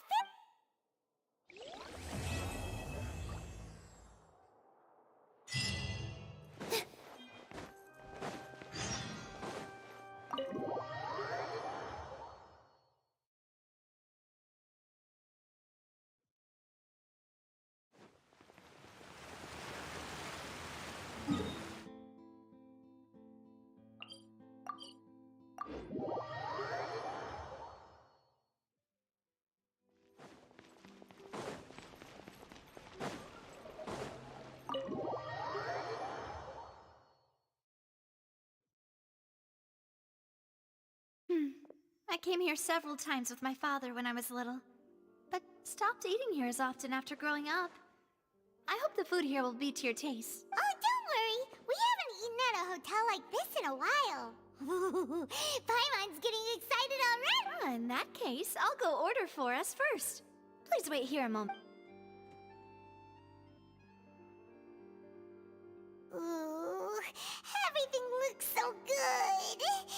People in Fontaine sure know how to enjoy life. Why, of course. Go ahead, try whatever you like. If the food's good, I'll make a group reservation for the rest of Spina di Rosula next time. And if it's not? Well, then I'll still bring everyone. Albeit with only one dish per table. Yeah. Oh, we called this a farewell meal, but we could also treat it like a victory feast, right? We did just win that case up. Oh, true. Very true. In that case, boss, we'll have another 2 dishes. Huh? Paimon didn't mean that you had to order even more food. Speaking of cases, do you think that the mastermind behind the serial disappearances will get caught soon now that this has all happened? Well, we've certainly taken a big step forward, but I feel that's about it. We know that there's an organization that means to dissolve these young women, but we still don't know what they are really after. If it hadn't happened right in front of us, Paimon wouldn't have ever believed that a person could be dissolved like that. Right? Yet it was because this was such a preposterous notion that the investigation could never really move forward before. Ugh. If only that guy could have finished speaking! We were so close to hearing who was behind it. In such investigations, even the smallest step can seem like a yawning chasm if the trail of clues is cut off. To be honest, I don't have high hopes for any follow-up that the authorities might conduct. It's not that I don't have faith in their ability. It's just that a different perspective is required in some matters. It's easy to guard against and deceive a single narrow perspective. A shift in thinking is required at such times in order to produce a breakthrough, which is exactly why the Spina di Rosula exist. Those highfalutin folk are not all-knowing. That's why we exist. To seep into the cracks where filth falls through, where there... Seems Paimon thought things were simpler than they actually are. It's all right. Well, this was supposed to be a farewell meal, so I doubt you have further interest in this business, right? Let's talk about something else. Like, what are your future plans? That's true. We didn't have a chance to speak to her after the trial ended. It didn't really seem like the right time or place to do it anyway. I see. So, your primary objective, which has been foiled so far, was to have a chat with the Hydro Archon. I've heard that there's a long line of people waiting to meet Lady Farina.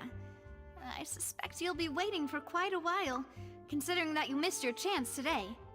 Yeah, we've heard that she's super popular here in Fontaine, and that it'll be tough getting any of her time. Well, would you consider some more, unique ways? Perhaps even methods of, let's say, questionable legality?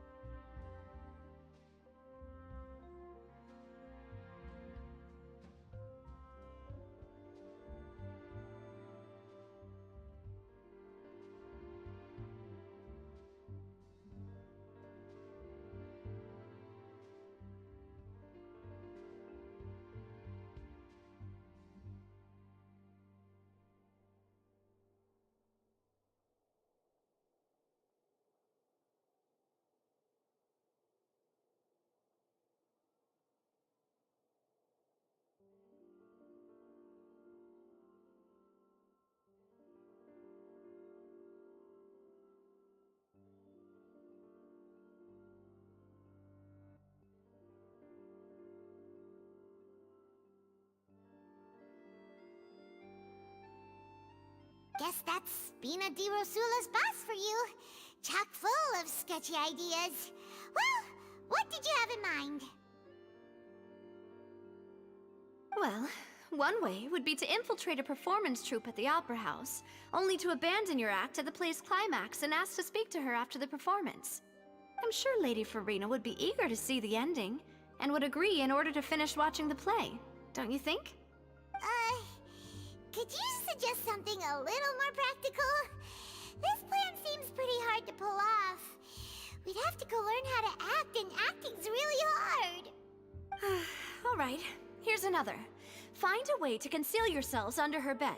Then, wake her up in the dead of night and demand answers. Don't let her go back to sleep until she answers all your questions. I can personally testify that this one works. When I'm sleepy, I'll do anything as long as I can finally get some sleep. That might work, but that's not really the problem. The problem is we don't want to get ourselves arrested. Ah, valid point. I overlooked that part. I was just thinking about leveraging a person's desire for sleep. All right, no more joking around. Perhaps you could... Oh, I don't know. Cut the line when she's on a break. You did defeat her in court, clearing citizens of hers from false accusations. False accusations she had nearly upheld personally. I imagine that she feels quite ashamed about the whole thing. You mean that if we catch her while she's on a break, she might be too embarrassed to refuse? Oh, that does make some sense. Why don't we give it a try after this meal? You know. Huh? Paimon, did you drink my Fanta? Was this your drink? Sorry about that. Paimon wasn't really paying attention and the cup was right next to Paimon. No, it's fine. Alright. Honestly, Paimon wouldn't recommend Fanta anyway. It tastes kind of salty and icky. Is that so? Huh. Well, in that case, we'll have to blacklist the Fanta here then. If we're all finished eating, then I'll go pay. Yeah, we're stuffed.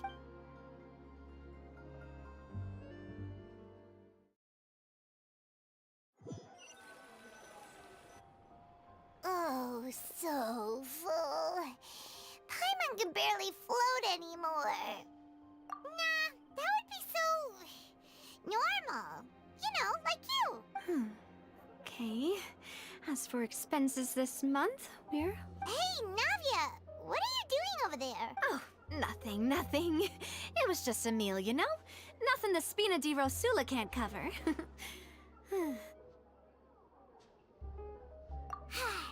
Let's get ready to try to meet the Hydro Archon again. Bye, Navia! So this is goodbye, huh?